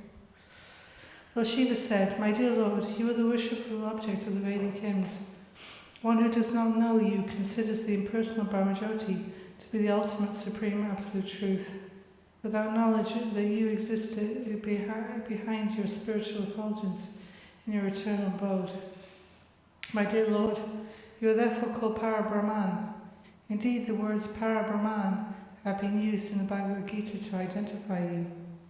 Saintly persons who have completely cleansed their hearts of all material contamination can realize your transcendental form, although you are all-pervading and like the sky, unaffected by any material thing.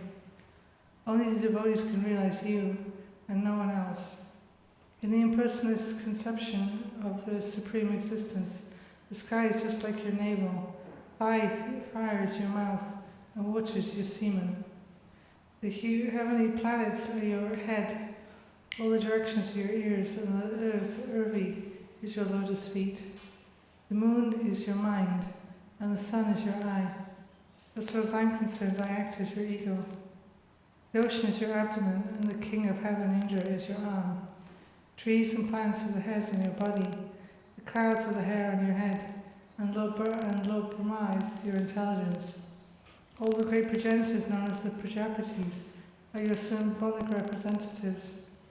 Religion is your heart. The impersonal feature of your supreme body is conceived of in this way, but you are ultimately the supreme person. The impersonal feature of your supreme body is only a small expansion of your energy. You are likened to the original fire, and your expansions are its light and heart. Lord Shiva continued, My dear Lord, since you are manifested universally, the different parts of the universe are the different parts of your body.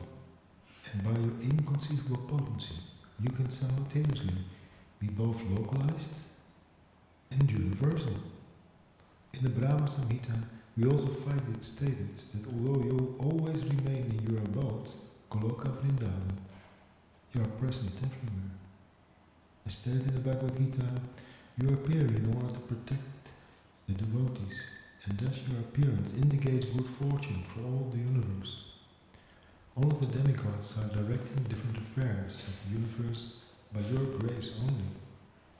Thus, the 7 upper planetary systems are maintained by your grace. At the end of this creation, all the manifestations of your energies, whether in the shape of demigods, human beings, or lower animals, enter into you, and all immediate and remote causes of the cosmic manifestation rest in you without distinctive features of existence. Ultimately, there is no possibility of distinction between you and any other thing on an equal level with you or subordinate to you. You are simultaneously the cause of this cosmic manifestation and its ingredients as well. You are the supreme whole, one without a second.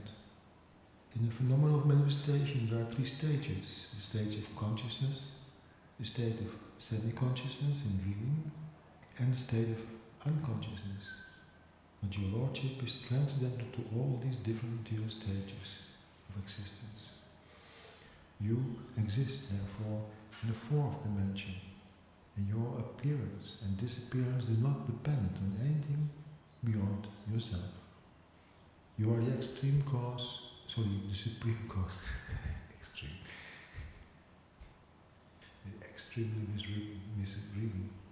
You are the supreme cause of everything, but of you there is no cause. You yourself cause your own appearance and disappearance.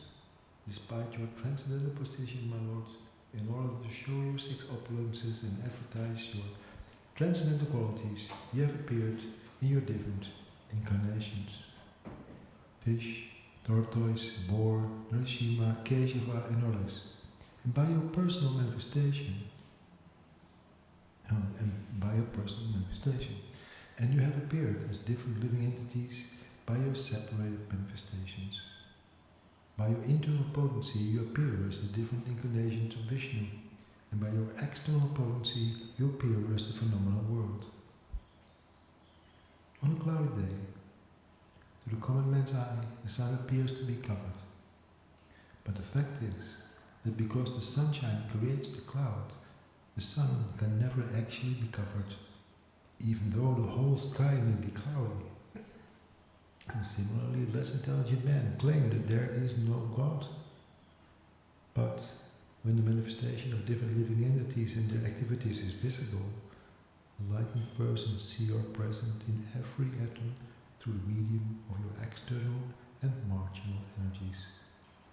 Your unlimited potent activities are experienced by the most enlightened devotees, but those who are bewildered by the spell of your external energy identify themselves with this material world and become attached to society, friendship, and love.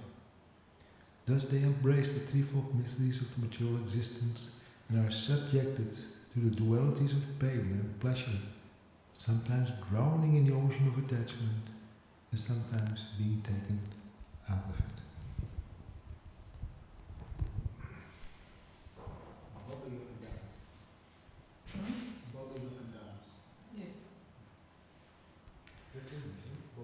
Yes. My dear Lord, only by your mercy and grace can the living entity get the human form of life, which is a chance to get out of the miserable condition of material existence. However, a person who possesses a human body, but who cannot bring his senses under control, is carried away by the waves of sensual enjoyment. As such, he cannot take shelter of your lotus feet, unless engage in your devotional service. The life of such a person is very unfortunate, and anyone living such a life of darkness is certainly cheating himself, and thus cheating others also. Therefore, human society without Krishna consciousness is a society of cheaters and the cheated. My Lord, you are actually the dearmost supersoul of all living entities and the supreme controller of everything. The human being who is always illusioned is afraid of ultimate death. A man who is simply attached to sensual enjoyment voluntarily accepts the miserable material existence and thus wanders over after the will-o'-the-wisp of sensual pleasure. He is certainly the most foolish man, for he drinks poison and puts aside the nectar.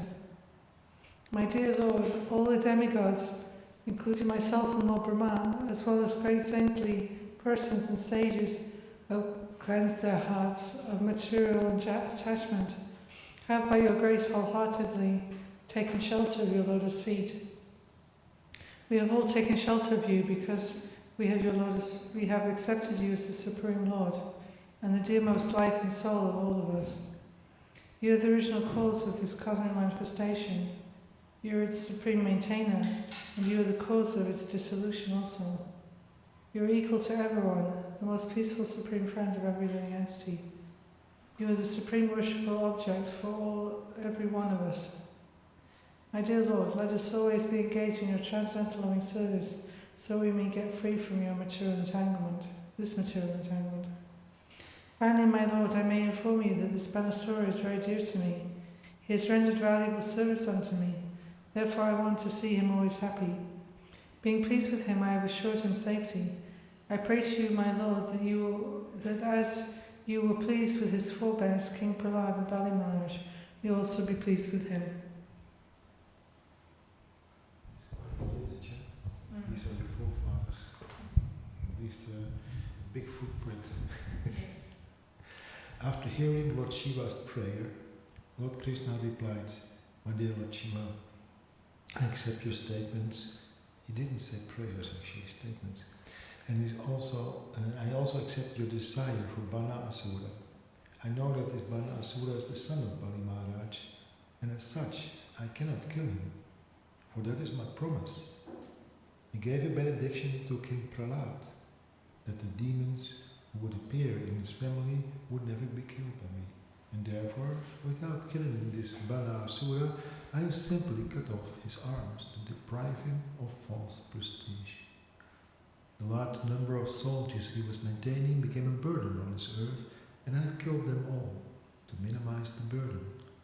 Now he has 4 remaining arms, and he will remain immortal, unaffected by the material pains and pleasures. I know that he is one of the chief devotees of your Lordship, so you can now rest assured that henceforward you need have no fear of anything. When Bana Asura was blessed by Lord Krishna in this way, he came before the Lord and bowed down before him, touching his head to the earth. Bana Asura immediately arranged to have his daughter Usha seated with Anuradha on a nice chariot, and then he presented them before Lord Krishna. And after this, Lord Krishna took charge of Aniruddha and Usha, who had become very opulent materially because of the blessings of Lord Shiva. Thus, keeping forward the division of 1 Akshahini of soldiers, Krishna proceeded towards Dwarka. In the meantime, all the people of Dwarka, having received the news that Lord Krishna was returning with Aniruddha and Usha in great opulence, decorated every corner of the city with flags, festoons and garlands. All the big roads and crossings were carefully cleansed and sprinkled with sandalwood pulp mixed with water. Everywhere was the fragrance of sandalwood. All the citizens joined with their friends and relatives to welcome Lord Krishna with great pomp and jubilation, and a tumultuous vibration of conches, drums and bugles received the Lord. In this way, the Supreme Personality of Godhead, Krishna, entered his capital, Dwarka. Sukadev Goswami assured King Parikshit that the narration of the fight between Lord Shiva and Lord Krishna is not at all inauspicious, like ordinary fights. On the contrary, if one remembers in the morning the narration of this fight between Lord Krishna and Lord Shiva and takes pleasure in the victory of Lord Krishna, he will never experience defeat anywhere in his struggle of life.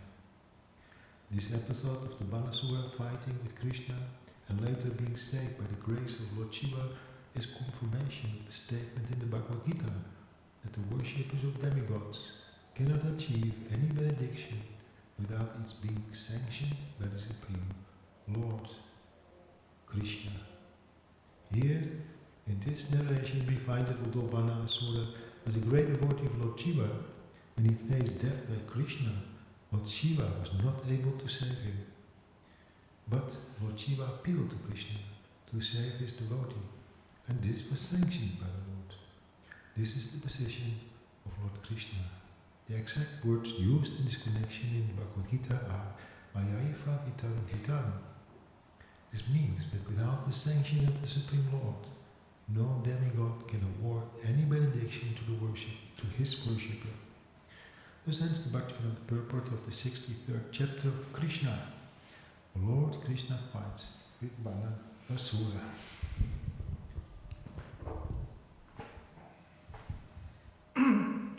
Chapter 64, the story of King Nriga. Once the family members of Lord Krishna, such as Samba, Pradyumna, Charu, Banu and Gada, all princes of the Adi dynasty, went for a long picnic in the forest near Dwarka. In the course of their excursion, all of them became thirsty, and so they tried to find out where water was available in the forest. When they approached a well, they found no water in it, but on the contrary, within the well was a wonderful living entity. It was a large lizard, and all of them were astonished to see such a wonderful animal. They could understand that the animal was trapped and could not escape by its own effort, so out of compassion they tried to take the lizard out of the well. Unfortunately, they could not get the lizard out, even though they tried to do so in many ways. When the princes returned home, their story was narrated before Lord Krishna. Lord Krishna is the friend of all living entities. Therefore, after hearing the appeal of his sons, he personally went to the well and easily got the great lizard out simply by extending his hand. Immediately upon being touched by the hand of Lord Krishna, that great lizard gave up his lizard shape and appeared as a beautiful demigod, an inhabitant of the heavenly planets. His complexion glittered like molten gold. He was decorated with fine garments and wore costly ornaments around his neck. How the demigod had been obliged to accept the body of a lizard was not a secret to Lord Krishna, but still, for others' information, the Lord inquired, "My dear fortunate demigod, now I see that your body is so beautiful and lustrous. Who are you? We can guess that you are one of the best demigods in the heavenly planets. All good fortune to you. I think that you are not meant to be in this situation. It must be due to the results of your past activities that you were put into the species of lizard life. Still, I want to hear from you how you were put into this position. If you think that you can disclose the secret, then please tell us your identity." Actually, this lizard was King Nriga, and when questioned by the Supreme Personality of Godhead, he immediately bowed down before the Lord, touching to the ground the helmet on his head, which was as dazzling as the sunshine. In this way, he first offered his respectful obeisances unto the Supreme Lord. He then said, "My dear Lord, I am King Nriga, the son of King Ikshvaku. If you have ever taken account of all charitably disposed men, I'm sure you must have heard my name. My Lord, you are the supreme witness. You are aware of every bit of work done by the living entity, past, present, and future. Nothing can be hidden from your eternal cognizance. Still, you have ordered me to explain my history, and I shall narrate the full story."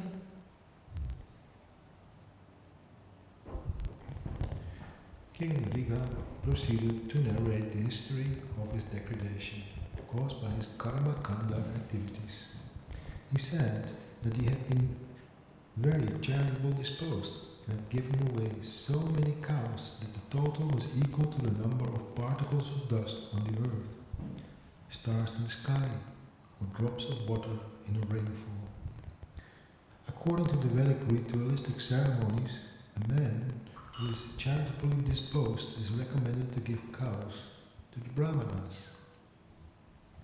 From King Riga's statement, it appears that he followed this principle earnestly. However, as a result of a slight discrepancy, he was forced to take birth as a lizard. Therefore, it is recommended by the Lord in the Bhagavad Gita that one who is charitably disposed and desires to derive the benefit of his charity should offer his gifts to please Krishna. Give charity means to perform pious activities by which one may be elevated to higher planetary systems.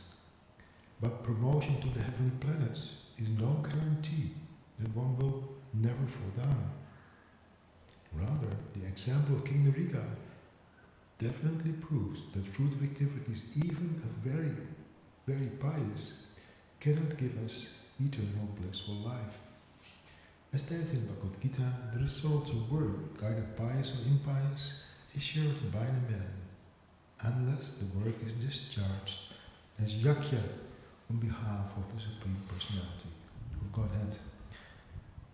King Riga said that the cows he had given in charity were not ordinary cows. Each one of them was very young and had given birth to only one calf. They were full of milk, very peaceful and healthy. All the cows were purchased with money earned legally. Furthermore, the horns were gold-plated, the hooves were bedecked with silver plating, and they were covered with the necklaces and the silken wrappers embroidered with pearls. He stated that these valuable decorated cows had not been given to any worthless persons, but had been distributed to first-class brahmanas, whom he had also decorated with nice garments and golden ornaments. The brahmanas were well qualified, and since none of them were rich, their family members were always in want for the necessities of life. A real brahmana never hoards money for a luxurious life, like kshatriyas or vaishyas, but always keeps himself poverty-stricken, knowing that money diverts the mind to materialistic ways of life. To live in this way, the vow of a qualified brahmana, and all of these brahmanas were well situated in that exalted vow. They were well learned in Vedic knowledge. They executed required austerities and penances in their lives, and were liberal, meeting the standard of qualified brahmanas. They were equally friendly to everyone. Above all, they were young and quite fit to act as qualified brahmanas. Besides the cows, they were also given land, gold, houses, horses and elephants. And those who were not married were given wives, maidservants, grain, silver, utensils, garments, jewels, household furniture, chariots, etc. So this charity was nicely performed as a sacrifice according to the Vedic rituals. The king also stated that not only had he bestowed gifts upon the brahmanas, but he had performed other pious activities, such as digging wells, planting trees on the roadside, and installing ponds along the highways.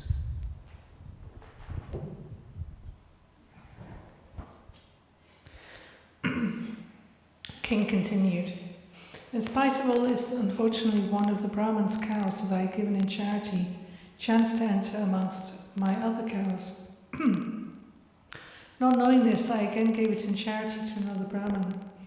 As the cow had been taken away by this Brahman, its former master claimed it as his own, stating, "This cow was formerly given to me, so how is it that you are taking it away?" Thus there was arguing and fighting between the two Brahmanas, and they came before me and charged that I had taken back a cow I had previously given in charity. To give something to someone and then take it back is considered a great sin, especially in dealing with a Brahman. When both Brahmans charged the king with the same complaint, he was simply puzzled as to how it had happened. Thereafter, with great humility, the king offered each of them 100,000 cows in exchange for the one cow that was causing the fight between them. He prayed to them that he was their servant and that there had been some mistake. Thus, in order to rectify it, he prayed that they be very kind upon him and accept his offer in exchange for the cow.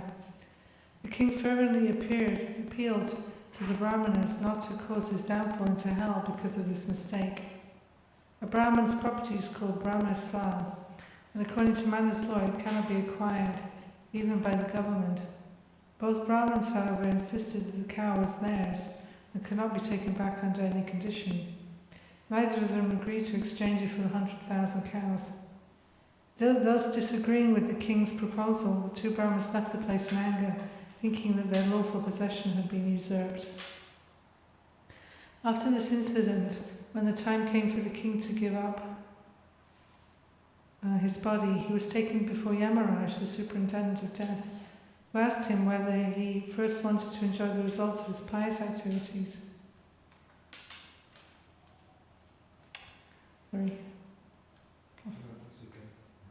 Or suffer the results of his impious activities. Seeing that the king had executed so many pious activities and charities, Yamaraj also hinted that he did not know the limit of the king's future enjoyment. In other words, there would be practically no end to the king's material happiness. But in spite of this hint, the king, bewildered, decided first to suffer the results of his impious activities, and then to accept the results of his pious activities. Therefore, Yamaraj immediately turned him into a lizard. King Nriga had remained in the well as a big lizard for a very long time. He told Lord Krishna, "In spite of being put into that degraded condition of life, I simply thought of you, my dear Lord, and my memory was never vanquished." It appears from these statements that King Nriga, that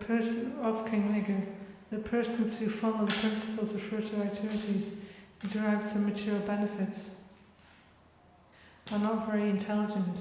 Being given the choice of by the superintendent of death, King Nriga could have first accepted the results of his pious activities.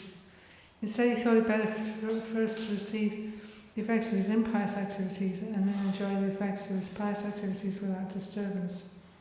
On the whole, he had not developed Krishna consciousness. The Krishna conscious person develops love of God, Krishna, not love for pious or impious activities. Therefore, he is not subjected to the results of such action. As stated in the Brahma Samhita, a devotee, by the grace of the Lord, is not subjected to the reactions of fruitive activities.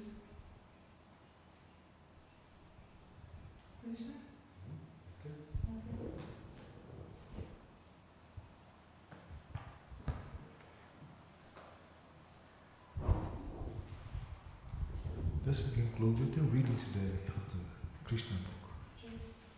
Srila Prabhupada Ki Jai. All gloriously assembled devotee. Hare Krishna.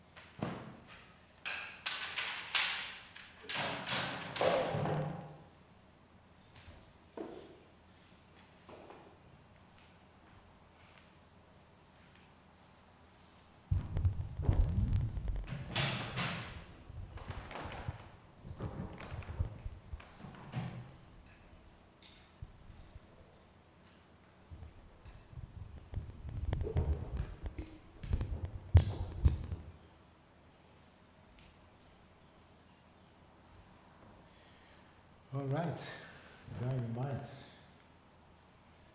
Another day of Krishna consciousness. Beautiful day today. Yes, it was.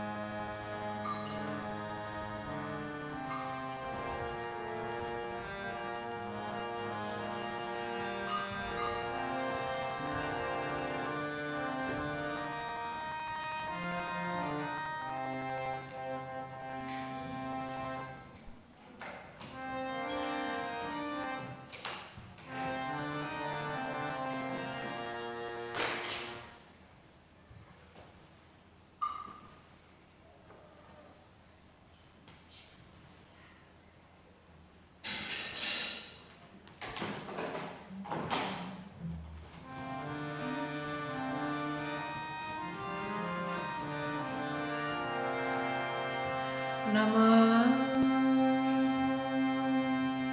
Vishnu Padaya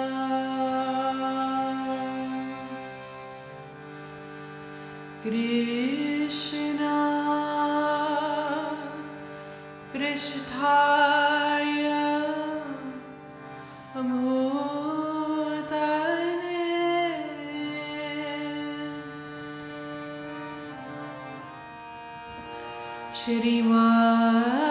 Shrimate Bhakti Vedanta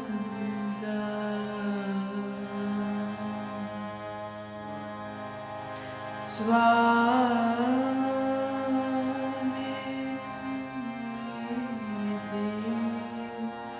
Namine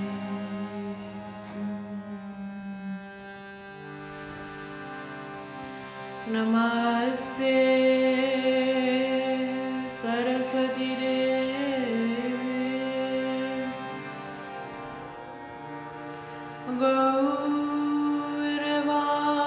Gauravani Prajarine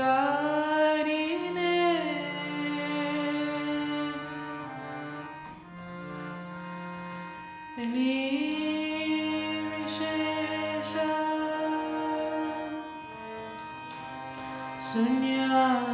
Sunyavani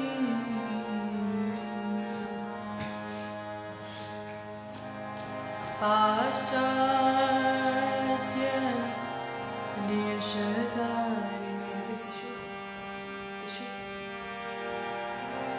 Shri Krishna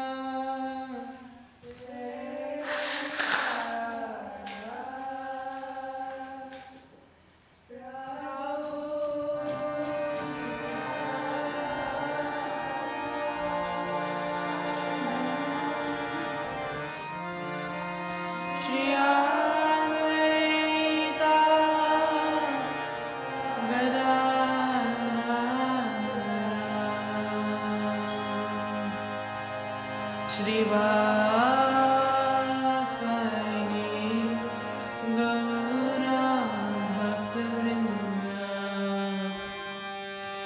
Shri Krishna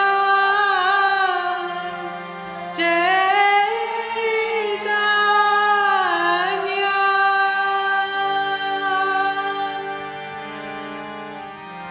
Prabhu Nityananda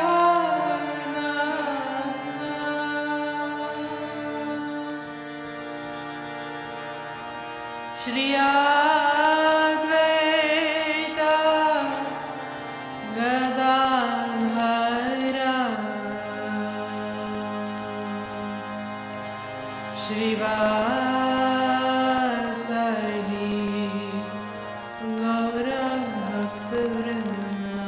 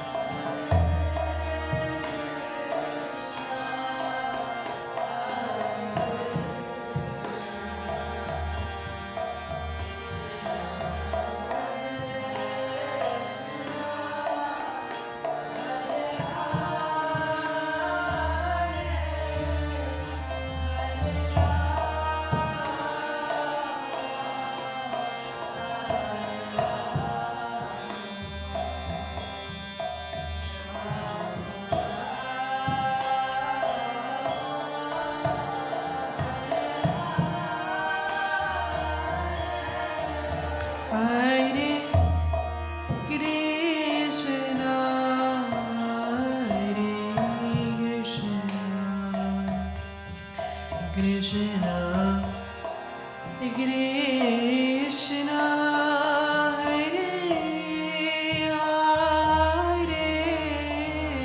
Hare Rama, Hare Rama,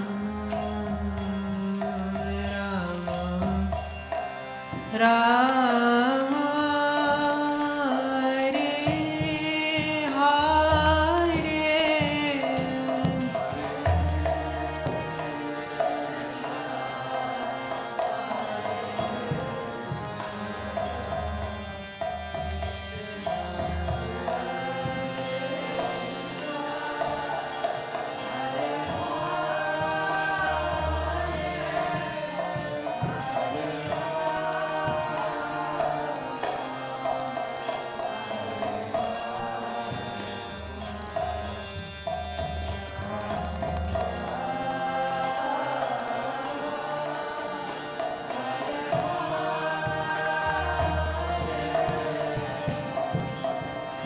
Hare Krishna, Hare Krishna, Krishna Krishna, Hare Hare, Hare Rama, Hare Rama, Rama Rama, Hare Hare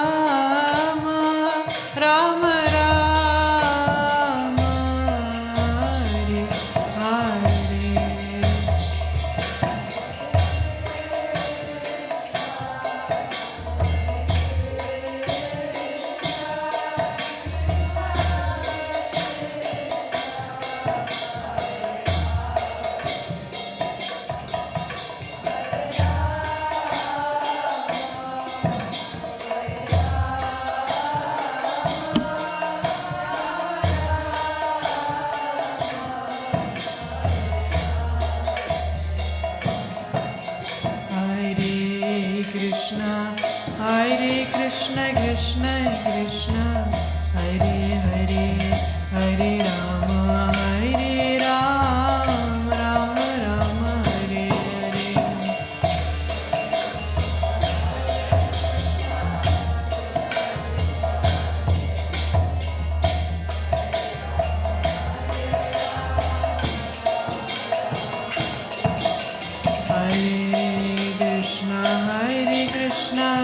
Krishna Krishna, Hare Hare, Hare Rama, Hare Rama, Rama Rama, Hare Hare.